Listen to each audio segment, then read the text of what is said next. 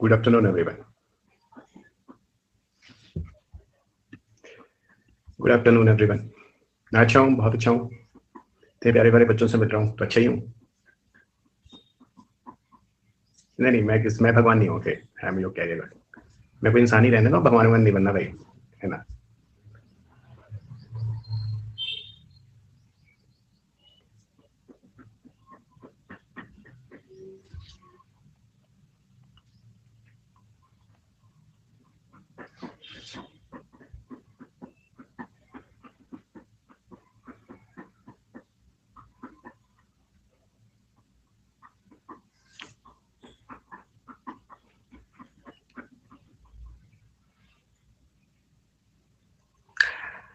पिछले टर्न पे हम कहाँ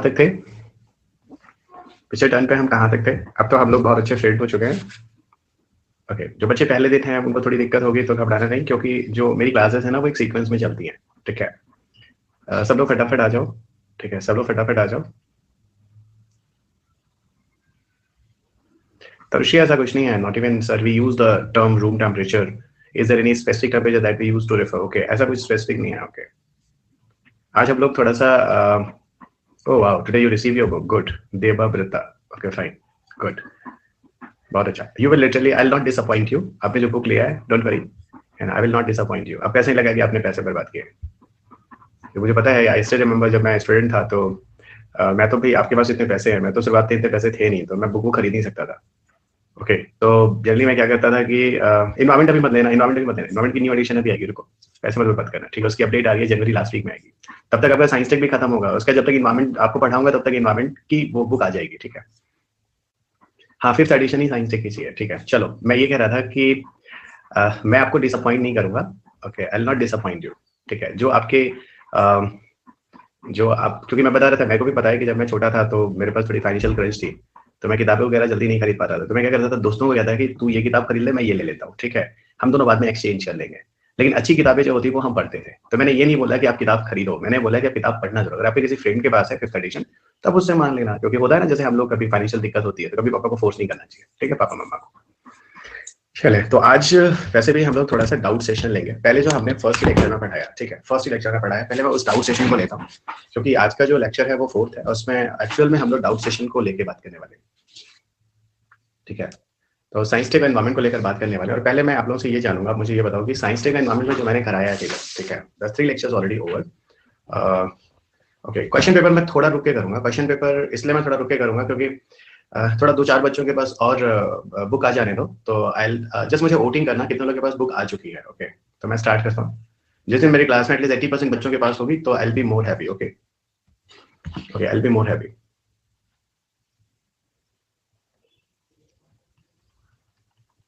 okay, I will be more happy. So thumbnail दे दो कितने बच्चों के पास है। ठीक है, 4th और 5th एडिशन में से कोई भी हो, कितने बच्चों के पास बुक है?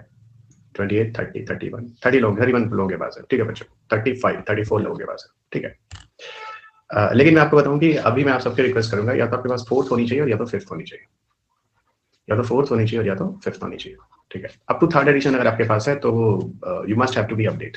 4th है या 5th है तो fine, 5th is a new one, 4th के बाद आई है, ठीक है। हाँ, 4th है तो इट्स फाइन। बुक में क्या है कि एवरी चैप्टर्स के बाद, यू आर राइट जेएम, जो आप पूछ रहे हो, बुक में हर चैप्टर के बाद क्वेश्चन पेपर्स हैं। अगर उसमें यूपीएससी के कोई क्वेश्चंस आए हैं तो वो चैप्टर के बाद में सारे क्वेश्चंस दिए हुए हैं। अब वैसे आप में से कितने लोगों ने बुक को देखा है? ओके, काफी लोगों ने देखा है। तो आपने देखा होगा कि हर बुक में हर चैप्टर्स के बाद क्वेश्चन पेपर मैंने यूपीएससी के दिए हुए हैं। ग्रेट, इससे आपको ये फायदा होता था एक्चुअल में कि यूपीएससी में क्या डिमांड है वो आपको समझ में आ जाता है, ठीक है। और हम लोग ये चीजों को क्यों पढ़ रहे हैं ये भी आपको काफी हद तक समझ में आ जाता है। और ये बहुत जरूरी है दोस्त, शुरुआत में चीजें समझ जाना कि एक्चुअल में जो डिमांड है उससे हम लोग क्या चीजें कर रहे हैं। ओके, उसमें हम लोग क्या करें, that is very very important, ठीक है। तो देवव्रता ने मुझे बुक शो किया है डाउट वाले में, ठीक है, अच्छी बात है। चलिए, अब थोड़ा सा हम आगे बढ़ते हैं। आज पहले तो मैं आपको देखता हूँ 10 मिनट्स में, ओके, आप लोग के पास कितने डाउट्स आते हैं, ठीक है। अगर डाउट्स जेन्युइन डाउट हैं तो मैं उसे डिस्कस करूंगा। कुछ ऐसे डाउट्स हैं जो आगे आने वाले हैं, जो अभी आगे आएंगे नेक्स्ट क्लासेस में, तो उन डाउट को मैं स्किप कर दूंगा। और अगर आपके डाउट्स नहीं होंगे तो मैं रिन्यूएबल एनर्जी में, हम लोगों ने प्रीवियस लेक्चर में सोलर एनर्जी कर लिया था, I hope you remember, solar energy कर लिया था, ठीक है, तो उसके आगे चलेंगे। ओके, कॉल ऑप्शंस मुझे नहीं पता कॉल ऑप्शंस कैसे होते हैं, ठीक है, आई डोंट नो। सर क्या आज आप प्री 2021 के साइंस टेक क्या करें, साइंस टेक डिस्कस कर सकते हैं सर? नहीं, मैं प्री साइंस टेक करूंगा, आपको बताऊं जब नेक्स्ट में आऊंगा ना 3 दिन के बाद, ठीक है। मैं ये चाह रहा हूँ कि हमारा एनर्जी का एक चैप्टर हो जाए। जब एनर्जी का एक चैप्टर हो जाएगा, मैं भी आपको ना चैप्टर नंबर 3 करा रहा हूँ। आपके पास बुक है तो आप देख रहे होंगे, चैप्टर नंबर 3 चल रहा है। और चैप्टर नंबर 3 जैसे ही खत्म होगा, आप देखो उसके बाद लास्ट में ना यूपीएससी के क्वेश्चन दिए होंगे 2011 से लेकर 2021 तक के क्वेश्चन वहां पे दिए होंगे, ठीक है। जितने भी क्वेश्चंस आए हैं everybody will solve in front of me. तो पहले मुझे चैप्टर नंबर 3 खत्म कर लेने दो, ताकि एटलीस्ट, और पता है चैप्टर नंबर 3 से have a many number of questions, बहुत सारे क्वेश्चंस है। उसके बाद हम लोग आगे बढ़ेंगे, ठीक है, उसके बाद हम लोग आगे बढ़ेंगे। ओके, तो पहले तो आई सी और question paper, even your doubts जो आप लोग मुझसे पूछने वाले। ओके, अगर डाउट्स खत्म हो जाएंगे, पर एक बात मैं बताऊं कि फालतू डाउट्स मत पूछना, ऐसे डाउट्स पूछना जिसके आंसर यहाँ पे दिए जाए, that is relevant for everyone, ठीक है। चलिए, अब फालतू है कि नहीं है ऐसा बोलना भी अच्छी बात नहीं, क्योंकि आपके हिसाब से हो सकता है वो रिलेवेंट हो, मेरे हिसाब से हो सकता है फालतू। हाँ, वही मैं कह रहा हूँ, नहीं चैप्टर कंप्लीट होने के बाद, लेकिन एक चीज है फिर भी, क्योंकि अनअकैडमी में जो चीजें पैटर्न हुई है उसमें यही है कि 3 दिन के बाद चौथा दिन क्लास होगा और डाउट्स होंगे। अगर डाउट्स नहीं है तो उसको फिर हम आगे बढ़ेंगे, फिर उसको हम आगे आगे कैरी कर लेंगे। अच्छा, कुछ बच्चों ने डाउट बॉक्स में एंट्री कर दिया है, ठीक है, मैं डाउट बॉक्स में देखता हूँ क्या क्या है आपके, ठीक है, डाउट बॉक्स में। Pick this doubt. यार ये कैसा कैसा दिया है मुझे doubts, my God. Oh oh, ये मैग्नीफाई भी होता है क्या? तो मुझे दिख ही नहीं रहा है क्या लिखा हुआ है एनर्जी का। In the contest of which of the following, ये क्वेश्चन अभी आने वाला है। आप पायरोलिसिस का क्वेश्चन पूछ रहे हैं, ये क्वेश्चन अभी मैं आगे बताऊंगा। पायरोलिसिस आता है बायोमास गैसिफिकेशन के प्रोसेस में, ठीक है, अभी ये टॉपिक आगे आने वाला है। दूसरा क्या है, तो मैंने ये वाला डाउट बता दिया। सर एनारोबिक, ये क्या है? सर एनारोबिक सिर्फ बैक्टीरिया यूज कर पाएंगे, फंगी नहीं यूज कर पाएंगे। एक्चुअल में क्या होता है कि फंगी में माइटोकॉन्ड्रिया वगैरह होता है, और ये एक ऐसा सेल ऑर्गेनेल होता है, अगर किसी में होता है तो ऑर्गेनिज्म जो होता है एरोबिक रेस्पिरेशन करता है, ठीक है। जैसे क्वेश्चन पूछा गया है, किसी जेएम ने पूछा कि सर एनारोबिक सिर्फ बैक्टीरिया यूज कर पाएंगे, फंगी नहीं यूज कर पाएंगे। नहीं, फंगी नहीं कर पाएंगे, क्योंकि फंगी में जो होता है वो माइटोकॉन्ड्रिया होता है, और जिस ऑर्गेनिज्म से माइटोकॉन्ड्रिया होता है वो एरोबिक रेस्पिरेशन करता है। इसका मतलब बैक्टीरिया में माइटोकॉन्ड्रिया नहीं होता है, ठीक है। ओके, अगला क्वेश्चन जो मेरे पास है विवेक का था, आई थिंक ना। विवेक, तुम्हारा एनर्जी वाला मैंने बता दिया। इस क्वेश्चन में क्या है कि ये क्वेश्चन अभी आगे आएगा, मेरे बोला आगे का टॉपिक है। हाइड्रोजन सीएनजी भी अभी आने वाला है, वो मैं अभी आपको बता रहा हूँ, ठीक है। हाइड्रोजन सीएनजी को मैं आपको बताने वाला हूँ, आज टॉपिक में हाइड्रोजन सीएनजी से ही शुरू होने वाला है, ठीक है। ओके फाइन, ओके, अगला क्वेश्चन क्या है, हाइड्रोजन सीएनजी बताने वाला। उसके बाद सर 25 फरवरी सब्सक्रिप्शन एंड हो जाएंगे क्या, उससे पहले सर इन्वायरमेंट हो सकता है क्या? या दीपक, ये सब मुझे नहीं पता, ठीक है। मैं अभी साइंस टेक मुझे ठीक से पढ़ाने दो। आप चाहते हैं साइंस टेक शॉर्ट में खत्म कर दूं? Anybody tell me, anybody want can finish the science take in short? मैं आपके हिसाब से नहीं चलूंगा, आप मेरे हिसाब से चलो। सब्सक्रिप्शन खत्म होगा, क्या होगा दोस्त, ये मैं नहीं बता पाऊंगा। I just have joined the Unacademy few days back. Okay, अब जो बच्चे हैं जो विश्वास है उनको ठीक से पढ़ाने दो, please help me with this question. है ना, विवेक का भी हो गया। एक्सप्लेन कोल लिक्विफिकेशन गैसिफिकेशन। कोल लिक्विफिकेशन और गैसिफिकेशन मैं आपको बताऊंगा, थोड़ा वेट करो। कोल गैसिफिकेशन और लिक्विफिकेशन में मैं आपको वाईटी सेशन में एक वीडियो बनाने वाला हूँ। वाईटी सेशन मतलब होता है यूट्यूब सेशन में। यूट्यूब सेशन में अभी बहुत ही जल्दी कोल गैसीकरण और कोल द्रवीकरण लिक्विफिकेशन पे वीडियो बनाने वाला हूँ, ठीक है। वो मैं आपको बताऊंगा। असल में क्या होता है कि कोल को अगर हम मीथेन में कन्वर्ट कर लें तो एक कोल गैसिफिकेशन हो जाता है, और कोल से हम मीथेन बनाने के बाद मान लो उसको कंप्रेस करके लिक्विड बना लें तो लिक्विफिकेशन हो जाता है। आजकल सरकार जो है, भारत सरकार जो है, वो कोल गैसिफिकेशन और लिक्विफिकेशन को लेकर काफी बात कर रही है। तो गैसिफिकेशन लिक्विफिकेशन में आप रुक जाओ, 2 दिन के अंदर मैं आपको एक वाईटी सेशन में, क्योंकि बहुत इंपॉर्टेंट टॉपिक है, करंट अफेयर्स का है, यूट्यूब वीडियोस पे मैं दे दूंगा। बहुत अच्छा क्वेश्चन है, किस बच्चे ने पूछा था, आई एम सो हैप्पी। किसने पूछा था ये क्वेश्चन, पता नहीं कहाँ गया वो क्वेश्चन। विवेक ने पूछा, बहुत प्यारा क्वेश्चन है विवेक, ये मैं बताऊंगा। हाइड्रोजन सीएनजी में अभी बता रहा हूँ। 25 फरवरी दीपक आपका हो गया। Tanushree sir we use the term room temperature वाला बच्चा, तुम्हारा क्या है? 1 मिनट। देवव्रत ने मुझे टुडे रिसीव द बुक दिखाया। Okay, so much, you love you so much Devvrat, and thanks to shown me this trust on me. बहुत बड़ी बात है, आपने मुझ पर ट्रस्ट किया। ओके, तनुश्री बेटा तुम्हारा क्या क्वेश्चन है? Sir we use the term room temperature. Okay, is there any specific temperature that we use to refer the room temperature? ऐसा कुछ नहीं है, ऐसा कुछ नहीं है। ओके, किस रेफरेंस में तुम पूछ रहे हो मुझे पता नहीं। हम सब इतना पता है ना कि हम सबकी बॉडी का टेम्परेचर फॉरेनहाइट में 98.6 डिग्री फॉरेनहाइट होता है, और सेल्सियस में हम सबकी बॉडी का टेम्परेचर 37 डिग्री सेल्सियस होता है, ठीक है। और हम सबको 30 डिग्री सेल्सियस का टेम्परेचर मिलता है तो हम सब बड़ा अच्छा फील करते हैं, 30, 32, 33। ओके, ऐसा कुछ नहीं है, टेम्परेचर कुछ भी हो सकता है। मुझे नहीं पता आप किस रेफरेंस से पूछो बच्चा, ठीक है, ठीक है, टेम्परेचर कुछ भी हो सकता है, इसमें कौन सी बात है। क्या है श्री शिवाय तुम्हारा question? Sir what is the super thermal power station, how different from the traditional thermal? मत जाओ पावर स्टेशन में भी टाइप्स में मत जाओ, उसकी जरूरत नहीं है। जनरल इन्फॉर्मेशन ध्यान रखो, ठीक है, जनरल इन्फॉर्मेशन याद रखो। याद रखना कि हम लोग है ना सिर्फ यूपीएससी के हिसाब से चल रहे हैं भाई। तो जहां मैं बोलूंगा उसको थोड़ा ध्यान रखना, उसको उसकी जरूरत नहीं है कि अगर आप पावर स्टेशन में भी आप थर्मल पर और सुपर पर जाओ, वो जरूरत नहीं। हाँ, ये क्वेश्चन जरूर एक पूछा है रेहान ने कि sir Jai Hind sir, what is a bioinoculum. Bioinoculum मैंने रेहान ये बोला था जब मैं बायोगैस और बायो टॉयलेट पढ़ा रहा था कि एक्चुअल में जब बायो टॉयलेट में क्या होता है, जब स्वीपर होता है ना, थोड़ा सा बैक्टीरिया को लेकर, जैसे मान लो एक ये कंटेनर है, इसमें थोड़ा ना बैक्टीरिया रखा होता है। बैक्टीरिया मतलब अब मान लो गोबर गैस है, गोबर गैस वाला प्लांट है, ठीक है, तो गोबर गैस वाला जो बायोगैस प्लांट है उसके अंदर जो बैक्टीरिया और जो गोबर सड़ रहा है ना, उसको खोलो और अंदर लेकर उसको इस बॉटल में भर दो, तो पूरा लिक्विड टाइप का सेमी सॉलिड मटेरियल हो जाएगा। वो क्या है, इनोकुलम बोल सकते हैं, बैक्टीरिया भरा हुआ है, उसी बैक्टीरिया को लेकर थोड़ा सा टॉयलेट में डाल दो, तो एक तरह का इनोकुलम हो गया। और एक तरह से एक्टिव बैक्टीरिया होता है, ठीक है। जैसे मैंने बोला कि हम लोग जब कर्ड बनाते हैं तो वहां भी हम लोग बैक्टीरियल इनोकुलम को यूज करते हैं, ठीक है दोस्त, फाइन। तो मेरे ख्याल से आपके क्वेश्चंस है नहीं ऐसे जो बताने लायक है यहाँ पे, जो मैं आपके डाउट्स वाले सेशन में देख रहा हूँ। So should I go to the next topic? आप मुझे बता दो तो उसके हिसाब से मैं आगे बढ़ जाऊंगा। Should I go to the next topic? और वैसे भी अभी डाउट ज्यादा होंगे नहीं, क्योंकि रीजन मैं जानता हूँ। Very good. एक क्वेश्चन आया ऑन ग्रिड और ऑफ ग्रिड के बारे में, बहुत अच्छा क्वेश्चन है, किसने पूछा? वीरेंद्र ने। हाँ वीरेंद्र, मैं इसका आंसर दूंगा, क्योंकि मैंने भी ऑन ग्रिड ऑफ ग्रिड नहीं पढ़ाया है। ओके, अभी तक मैंने ऑन ग्रिड ऑफ ग्रिड नहीं बताया है। ओके, लिटरली मैंने ऑन ग्रिड ऑफ ग्रिड नहीं बताया। तो वीरेंद्र, ये आंसर ना आप मुझसे जब रिन्यूएबल एनर्जी खत्म हो जाएगी, है ना, या ये कह लो कि एक दिन बाद मुझसे क्वेश्चन पूछना, कल के बाद पूछना, ठीक है वीरेंद्र? ओके, अब मैं आपके डाउट्स वाले पार्ट्स को खत्म कर रहा हूँ, क्योंकि डाउट्स में आपके पास डाउट्स है नहीं, ठीक है। जितने भी डाउट्स मैंने देख ले, सिर्फ एक शिवाय का क्वेश्चन मैंने अवॉइड किया है, ठीक है।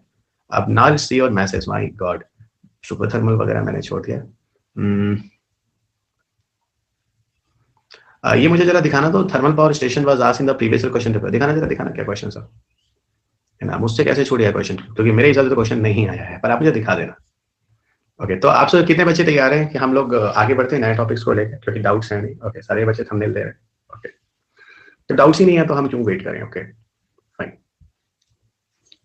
ओके, आज भी जरा एक पोल कर लेते हैं, कितने बच्चे हिंदी मीडियम है, कितने बच्चे इंग्लिश मीडियम है। सो हिंदी मीडियम के बच्चे, सॉरी हाँ, हिंदी मीडियम वाले बच्चे आप ए को टिक करेंगे, आप ए टिक करेंगे। ओके, ए को क्लिक करेंगे, और इंग्लिश मीडियम के बच्चे जो है वो बी टिक करेंगे, ठीक है। आइडिया लग जाएगा कितने बच्चे आ जाए, फिर हम अपनी क्लास को निश्चिंत होकर स्टार्ट करते हैं। तो आपका पोल स्टार्ट होता है ये, और आप ए और बी टिक करेंगे। ओके, सो 60 सेकंड को मैं कर देता हूँ 30 सेकंड, टाइम बकवास होगा। आप 15 सेकंड में भी कर देंगे, ठीक है। तो लेट अस स्टार्ट। हिंदी ए, इंग्लिश बी, स्टार्ट।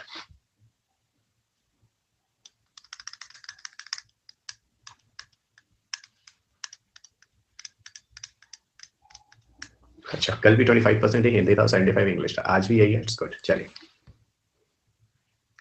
हिना बेटा, तुम्हारा क्वेश्चन क्या है? मैंने देखा नहीं, फिर से लिखो, व्हाट इज योर क्वेश्चन। सारे वही बच्चे, माँ बाप और टीचर्स के लिए सब बच्ची तो thank you, good sir. Letter board share कर दीजिए सर, हमारे पास टाइम की कमी होती है, प्लीज टाइम से स्टार्ट कर दीजिए। 12 बजे की क्लास में 12:15 बजे आए होंगे, आप मुझे बता रहे हो, मुझे समझ ही नहीं आता कैसे कैसे बच्चे हैं। टाइम से स्टार्ट कर दीजिए, मैं आपसे ज्यादा पंक्चुअल हूँ। कार्बन कैप्चर और सिक्वेस्ट्रेशन बेटा ही ना, ये इन्वायरमेंट का टॉपिक है, ठीक है। कार्बन कैप्चर को ही हम आपको बताएंगे, वो एक तरह का कार्बन सिक्वेस्ट्रेशन है, ठीक है। तो ये इन्वायरमेंट में आता है, ये सही से देखना नहीं है। जब हम कार्बन एमिशन को कम करने जाते हैं ना, तो वहां पर कार्बन कैप्चर और कार्बन सिक्वेस्ट्रेशन की बात करते हैं। कार्बन सिक्वेस्ट्रेशन पे यूपीएससी ने 2015 के आसपास क्वेश्चन बनाया है। ओके, अभी ये यहाँ नहीं आएगा बेटा, ठीक है, पर आपने पूछ लिया तो मैंने बता दिया, ये आपको वहां आगे मिलेगा। चलिए ओके, अब चलो अब स्टार्ट करते हैं। देखो हम लोग जब पीछे के लेक्चर में, ये सब मेरे बारे में कुछ जरूरत नहीं है, आप जानती हैं, तभी मेरे साथ जुड़े हुए। यहाँ पे कोई उस तरह की एडवर्टाइजमेंट करने की जरूरत है नहीं।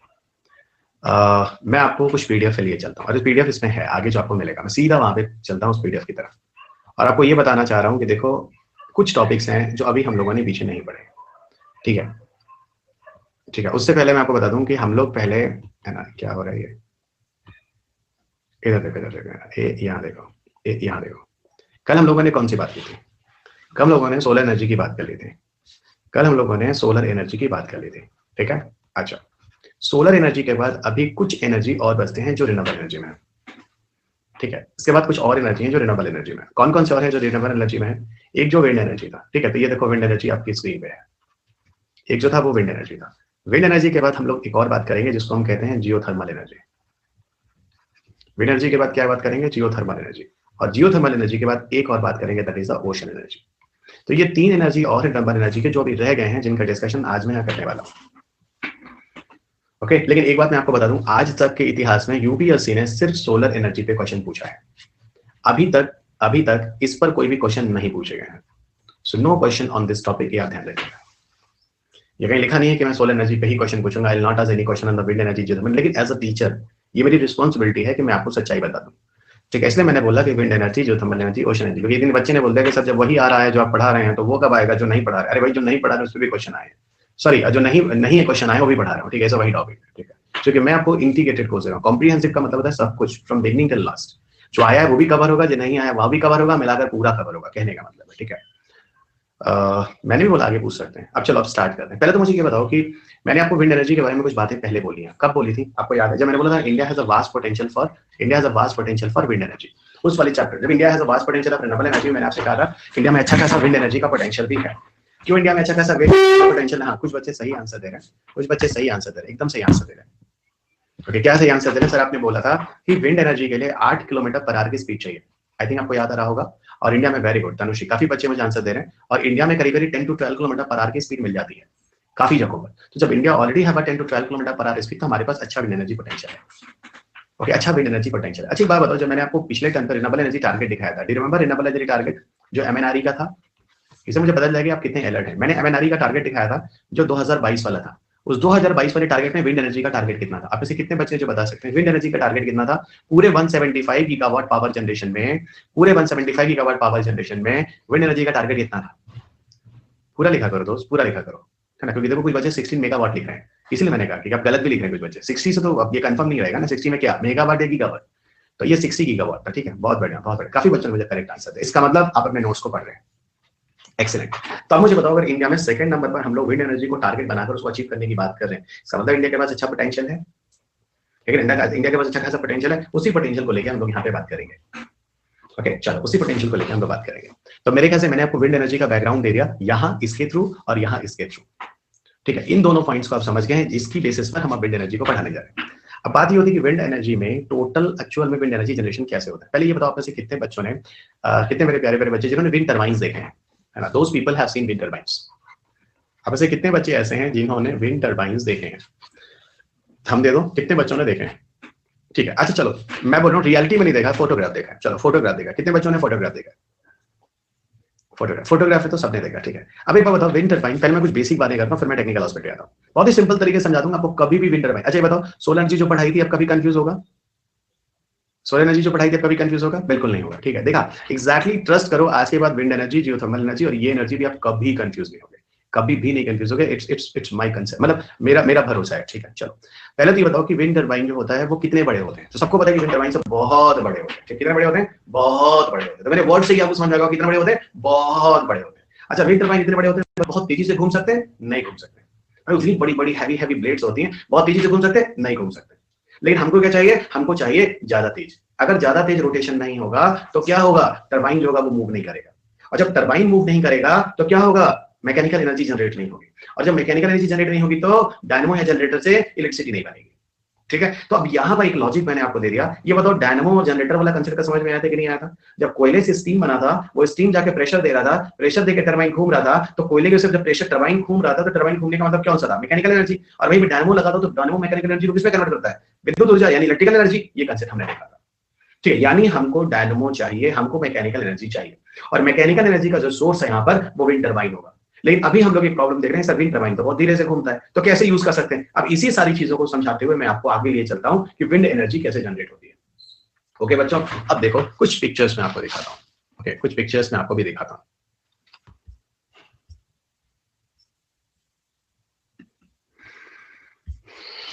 पहले तो कुछ फैक्चुअल डेटा मैं आपको देता हूं, सुनो। ओके, इधर देखो होता क्या है। देखो, जब विंड एनर्जी की बात होती है तो सबसे पहले मैंने आपको बोला था कि विंड एनर्जी के लिए क्या चाहिए? Wind turbine is required. तो पहला पॉइंट होगा कि विंड टरबाइन इज रिक्वायर्ड, ठीक है। तो आप नोट से बना देगा, विंड टरबाइन इज रिक्वायर्ड। ये लाइन बाय लाइन अब लिखने की जरूरत नहीं है, आपका ये पीडीएफ ऑलरेडी यहाँ पे अपलोड है। अच्छा, आप लोग जो मैं पीडीएफ यहाँ पे शेयर करता हूँ वो तो आप डायरेक्टली यूज कर सकते हैं ना, वो तो आप सीधा देख सकते हैं ना। हाँ, फिर ठीक है, फिर कोई बात नहीं है। तो नोट्स बनाना चाहेंगे तो ये लिखेगा, wind energy generation happen with the help of wind turbines. ये विंड टरबाइन की वजह से होता है, पहली चीज। अच्छा, विंड टरबाइंस में एक्चुअल में आपने क्या देखा, इसमें बड़े बड़े साइज के ब्लेड होते हैं, इसमें बड़े बड़े साइज के ब्लेड्स होते हैं, बड़े साइज के ब्लेड्स होते हैं। और ये ब्लेड्स जो होते हैं बहुत मैसिव स्पीड से घूम रहे होते हैं। ये ब्लेड्स क्या होता है? बहुत ही मैसिव स्पीड से घूम रहे होते हैं।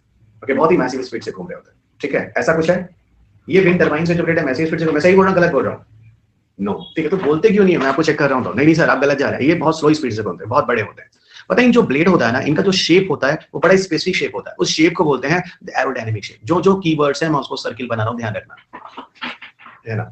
They have aerodynamic shape. Aerodynamic shape का मतलब होता है इस शेप के होते हैं कि अगर मान लो विंड टरबाइन थोड़ा सा भी विंड की स्पीड आती है तो अच्छे तरह से ये घूमना शुरू कर देते हैं। यानी कहने का मतलब है, तीसरा पॉइंट क्या है, जो विंड टरबाइन होते हैं वो एरोडायनेमिक शेप के होते हैं।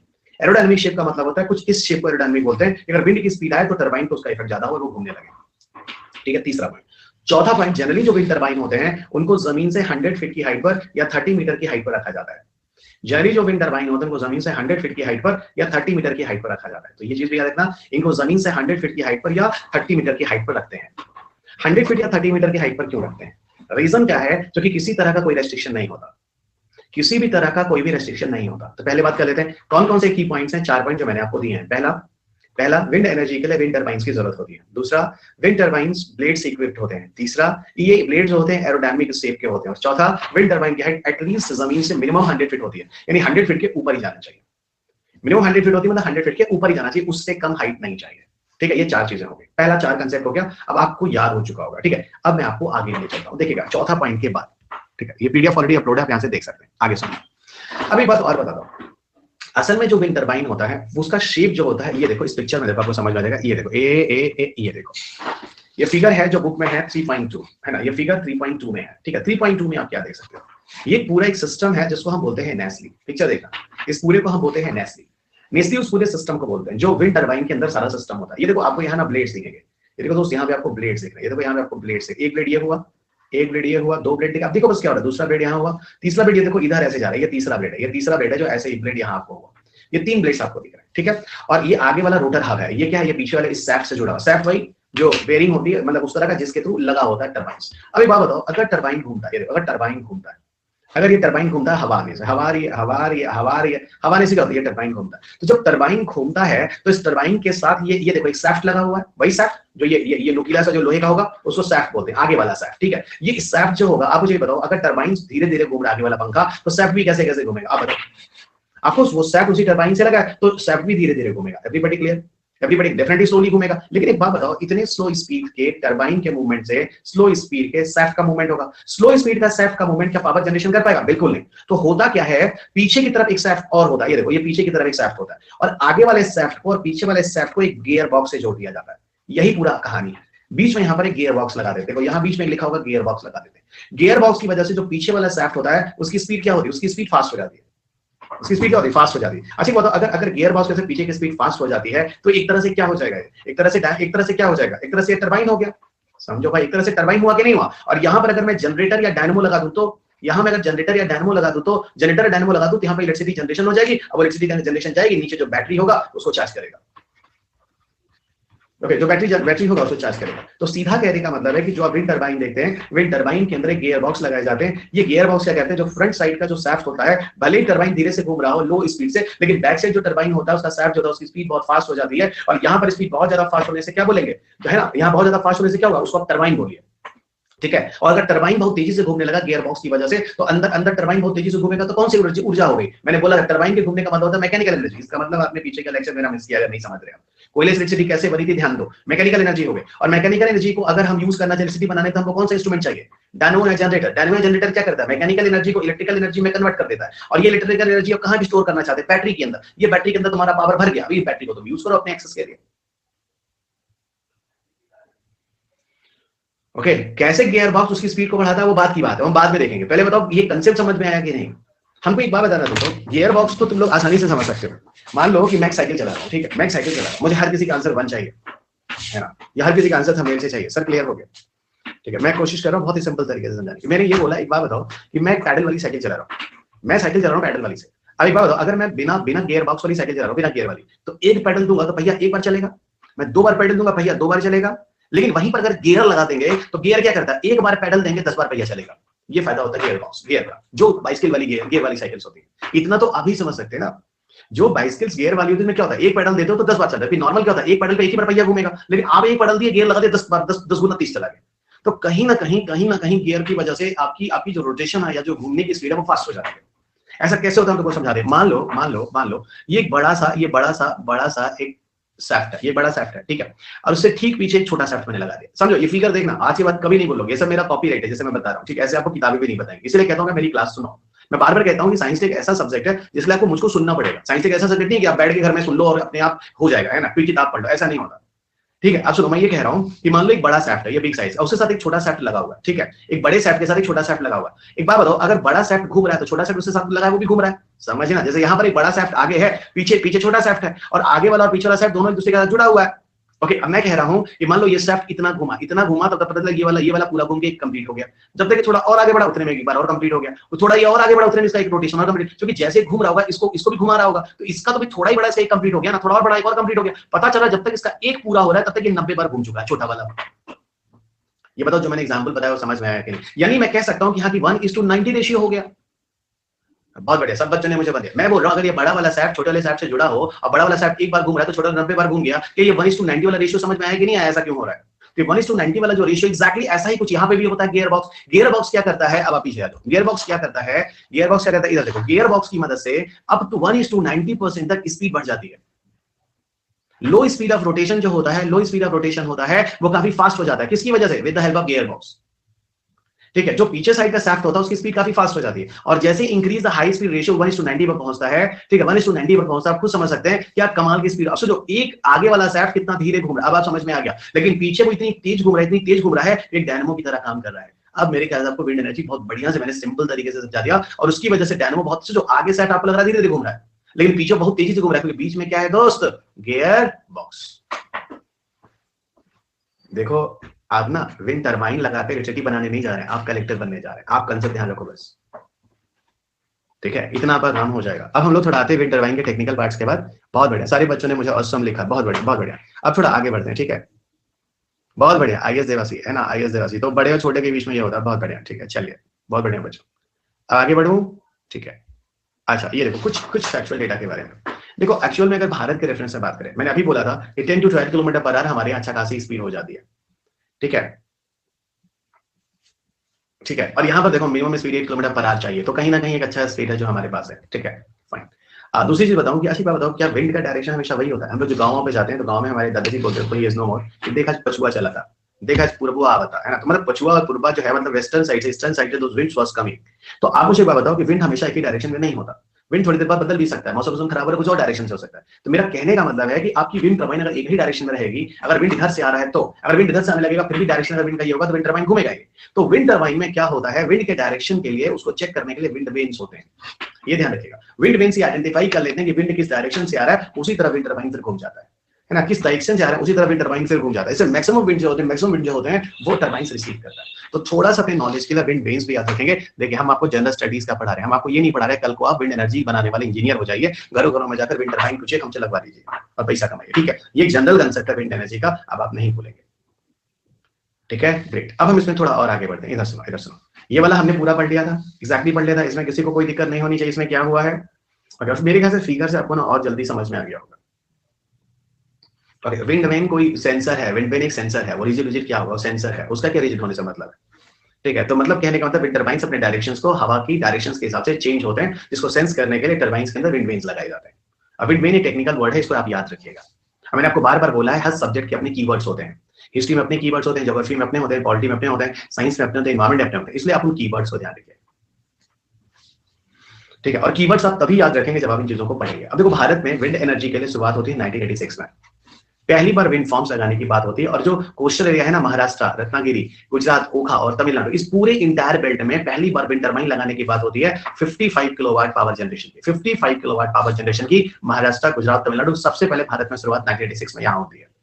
अगर मैं आपसे पूछूं, ये बताओ इंडिया में सबसे ज्यादा विंड एनर्जी, विंड से इलेक्ट्रिसिटी जनरेशन किस स्टेट में सबसे ज्यादा होता है? In which state have a maximum wind power generation? So आप सही बोल रहे हैं, दैट इज तमिलनाडु। यहां लिखा भी है द फर्स्ट इज तमिलनाडु। और तमिलनाडु के बारे में एक बात और बता दूं, तमिलनाडु में सिर्फ जनरेशन ही नहीं होता है, तमिलनाडु में पोटेंशियल भी सबसे ज्यादा है। पोटेंशियल का मतलब होता है सबसे ज्यादा विंड से इलेक्ट्रिसिटी जनरेशन करने की क्षमता भी भारत में इसी स्टेट के पास है। तो आपसे दो डेटा यहाँ पे मैं बोलता हूँ, क्या दो डेटा? पहला, ऐसा कौन सा है जहां पर सबसे ज्यादा पावर जनरेशन कैपेसिटी है विंड एनर्जी से? कौन सा स्टेट? तमिलनाडु। अभी कहां पे कर रहे हैं? तमिलनाडु। कहां पे सबसे ज्यादा क्षमता है आगे भविष्य में भी होने की? तमिलनाडु। तो Tamil Nadu Tamil Nadu Tamil Nadu always remember. Sir, दो तरह से मैंने फैक्ट पूछा, विच state have a maximum wind energy generation? Tamil Nadu. Which state have a maximum potential for the wind energy generation? Again Tamil Nadu. और पता है पूरे भारत का लगभग 29% जो विंड पावर जनरेशन से इलेक्ट्रिसिटी बनती है वो हमारे तमिलनाडु से ही बनती है, लगभग 29%। तो सर लगभग 29 to 30% पावर जनरेशन पूरे विंड एनर्जी से अकेला तमिलनाडु संभाल लेता है। और क्या तमिलनाडु है ऐसा स्टेट, क्यों? अच्छा खासा एरिया उसका कोस्टल एरियाज में आ जाता है। और मैंने आपको बोला था विंड एनर्जी के लिए कैसा एरिया चाहिए, अगर कोस्टल एरिया है तो विंड की स्पीड बहुत अच्छी होती है। आपका ज्योग्राफी टीचर जब आएगा तो बताएगा बच्चों है ना प्रेशर डिफरेंस होता है और प्रेशर डिफरेंस की वजह से विंड की स्पीड बहुत फास्ट होती है। तो बच्चों प्रेशर डिफरेंस ज्योग्राफी बताएगा, मैं सिर्फ बता रहा हूँ कोस्टल एरिया में हवा ज्यादा तेज बहती है। अच्छा अब एक बात और, तमिलनाडु तो नंबर 1 हो गया, दूसरा Maharashtra, second Rajasthan, third Gujarat, fourth Karnataka, fifth Madhya Pradesh, sixth Andhra Pradesh है ना, सेवन है ना आंध्र प्रदेश। तो second, third, fourth, fifth, sixth, seven ये अदर स्टेट्स हो गए, इनके ऑर्डर याद रखिएगा, बाकी कुछ जानना नहीं है, ठीक है। और एमएनआरई का तो मैंने बता ही दिया था, 2015 में एमएनआरी का रिपोर्ट आता है और कहता है कि भाई 2022 तक 60,000 मेगावाट या 60 गीगावाट पावर जनरेशन इंडिया में विंड एनर्जी से शुरू कर देंगे। अब आप मुझसे पूछोगे क्या ये सक्सेसफुल हो रहा है क्या, तो हाँ ये सक्सेसफुल हो रहा है, ये भारत में सक्सेसफुल हो रहा है। 2022 तक ये पूरा हो जाएगा। इवन पूरा एमएनआरई का प्रोजेक्ट ही सक्सेसफुल हो रहा है, ट्रस्ट में, ये पूरा एमएनआरई का प्रोजेक्ट ही सक्सेसफुल हो रहा है। आगे बढ़ू, विंड एनर्जी खत्म, विंड एनर्जी बच्चों खत्म हो गया, ग्रेट, सारे बच्चों ने मुझे पॉजिटिव दे दिया, गुड, सबने मुझे 1 लिखा है, excellent, everybody has given me 1, great.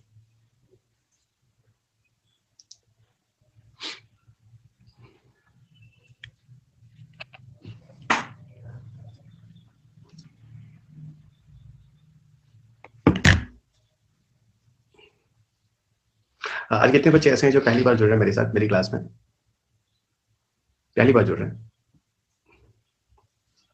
2।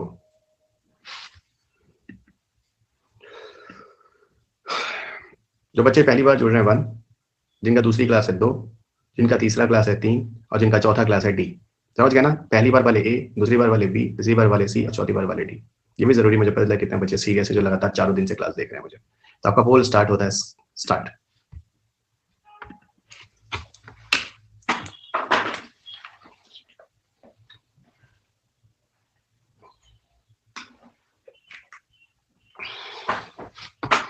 So maximum बच्चे लगातार बने हुए daily, I am so much happy guys. नए बच्चों से मुझे फर्क नहीं पड़ता, ठीक है, लेकिन जरूरी होता है कि जो बच्चे डेली बैठे ना, जो डेली सुन रहे हैं, वो क्लास मिस नहीं करें, क्योंकि वो ही ज्यादा इफेक्टिव होंगे। क्यों इफेक्टिव होगा? क्योंकि उसके बेसिस पर ना आपके सारे सीक्वेंस रहेंगे। काफी बच्चे जो हैं वो बाद में आ रहे हैं, ओके आई अंडरस्टूड, ठीक है, बाद में देखते हैं, वो ठीक है, मैं लाइफ के लिए बात कर रहा हूँ। मुझे पता है काफी बच्चे बाद में देते हैं, क्योंकि बहुत बच्चे ऐसे हैं जो क्लासरूम जो जॉब करते हैं या कोई प्रोफेशन में होते हैं, तो they're happy, I am so much happy कि वो सुनते हैं। ओके, आप लोगों ने मेरा काम पूरा नहीं किया, लिटरली पूरा नहीं किया, लिटरली पूरा नहीं किया, मैं आप लोगों से बहुत दुखी हूँ। हाँ लाइव देखना, लाइव देखना, जो बच्चों को पॉसिबिलिटी नहीं है, क्योंकि मेरी क्लास दोपहर में होती है, इवनिंग में तो काफी बच्चे आ जाते हैं, ठीक है, जॉब ऑफ से, चलिए कोई बात नहीं। आप लोगों ने मेरा प्रॉमिस, आप लोगों ने जो प्रॉमिस किया था पूरा नहीं किया, आप लोग बेकार लोग हैं, चलिए बाद में बताएंगे। अच्छा, you have send in various group, अच्छा कौन है अभिषेक? हाँ 5000 पूरा किया सर, क्या पूरा किया? जेएम ने थोड़ा किया है, लोगों तो बता दिया है कि रवि सर है, रवि सर है, देख लो है ना, साइंस थोड़ा आता है इसको, है ना, थोड़ा बहुत आता है, थोड़ा बहुत आता है, बहुत नहीं आता, ठीक है, थोड़ा बहुत इसको साइंस आता है, टीचर आया अकेडमी तो थोड़ा बहुत साइंस आता है ना भाई, इतना ही बोलना, उससे ज्यादा हमको आता भी नहीं है। अच्छा, सिर्फ जेएम ने किया है, चलो चलो चलो, मैंने भी किया, बहुत बढ़िया, मैंने किया, बहुत अच्छा बहुत अच्छा। मुझे ना ज्यादा अच्छा होगा कि आप ना जो ग्रामीण पृष्ठभूमि के बच्चे हैं, गांव वाले, शहर वाले नहीं हो तो ऑलरेडी अच्छा कोचिंग पा जाते हैं, जो पैसे वाले होते हैं, ग्रामीण पृष्ठभूमि के जो बच्चे जो रूरल एरियाज में आते हैं, है ना, जो देखा नहीं वो लालटेन होगा, वो वाला जहां से मैं आया उस तरह, जिसके बाद लालटेन होता है, ढिबरी उबरी होती है, गाँव में ढिबरी बोलते हैं ना, उसमें जलाकर और मोबाइल को लेकर, है ना, पापा का मोबाइल वेट करता है वो, है ना, जब पापा आ जाए, उसके घर में पैसे भी नहीं है मोबाइल, फिर वो उनका इंटरनेट यूज करता है, फिर उनकी उनसे वो पढ़ाई करता है। मुझे वो वाला बच्चे से जुड़ा, वो वाले बच्चे से, आप लोगों से नहीं, अभी से नहीं जुड़ा, ठीक है। आप गोरखपुर से, अच्छी बात है, मैं भी गोरखपुर से हूँ, ठीक है, लेकिन हम लोग भारत से हैं, कोई गोरखपुर का नहीं, ठीक है।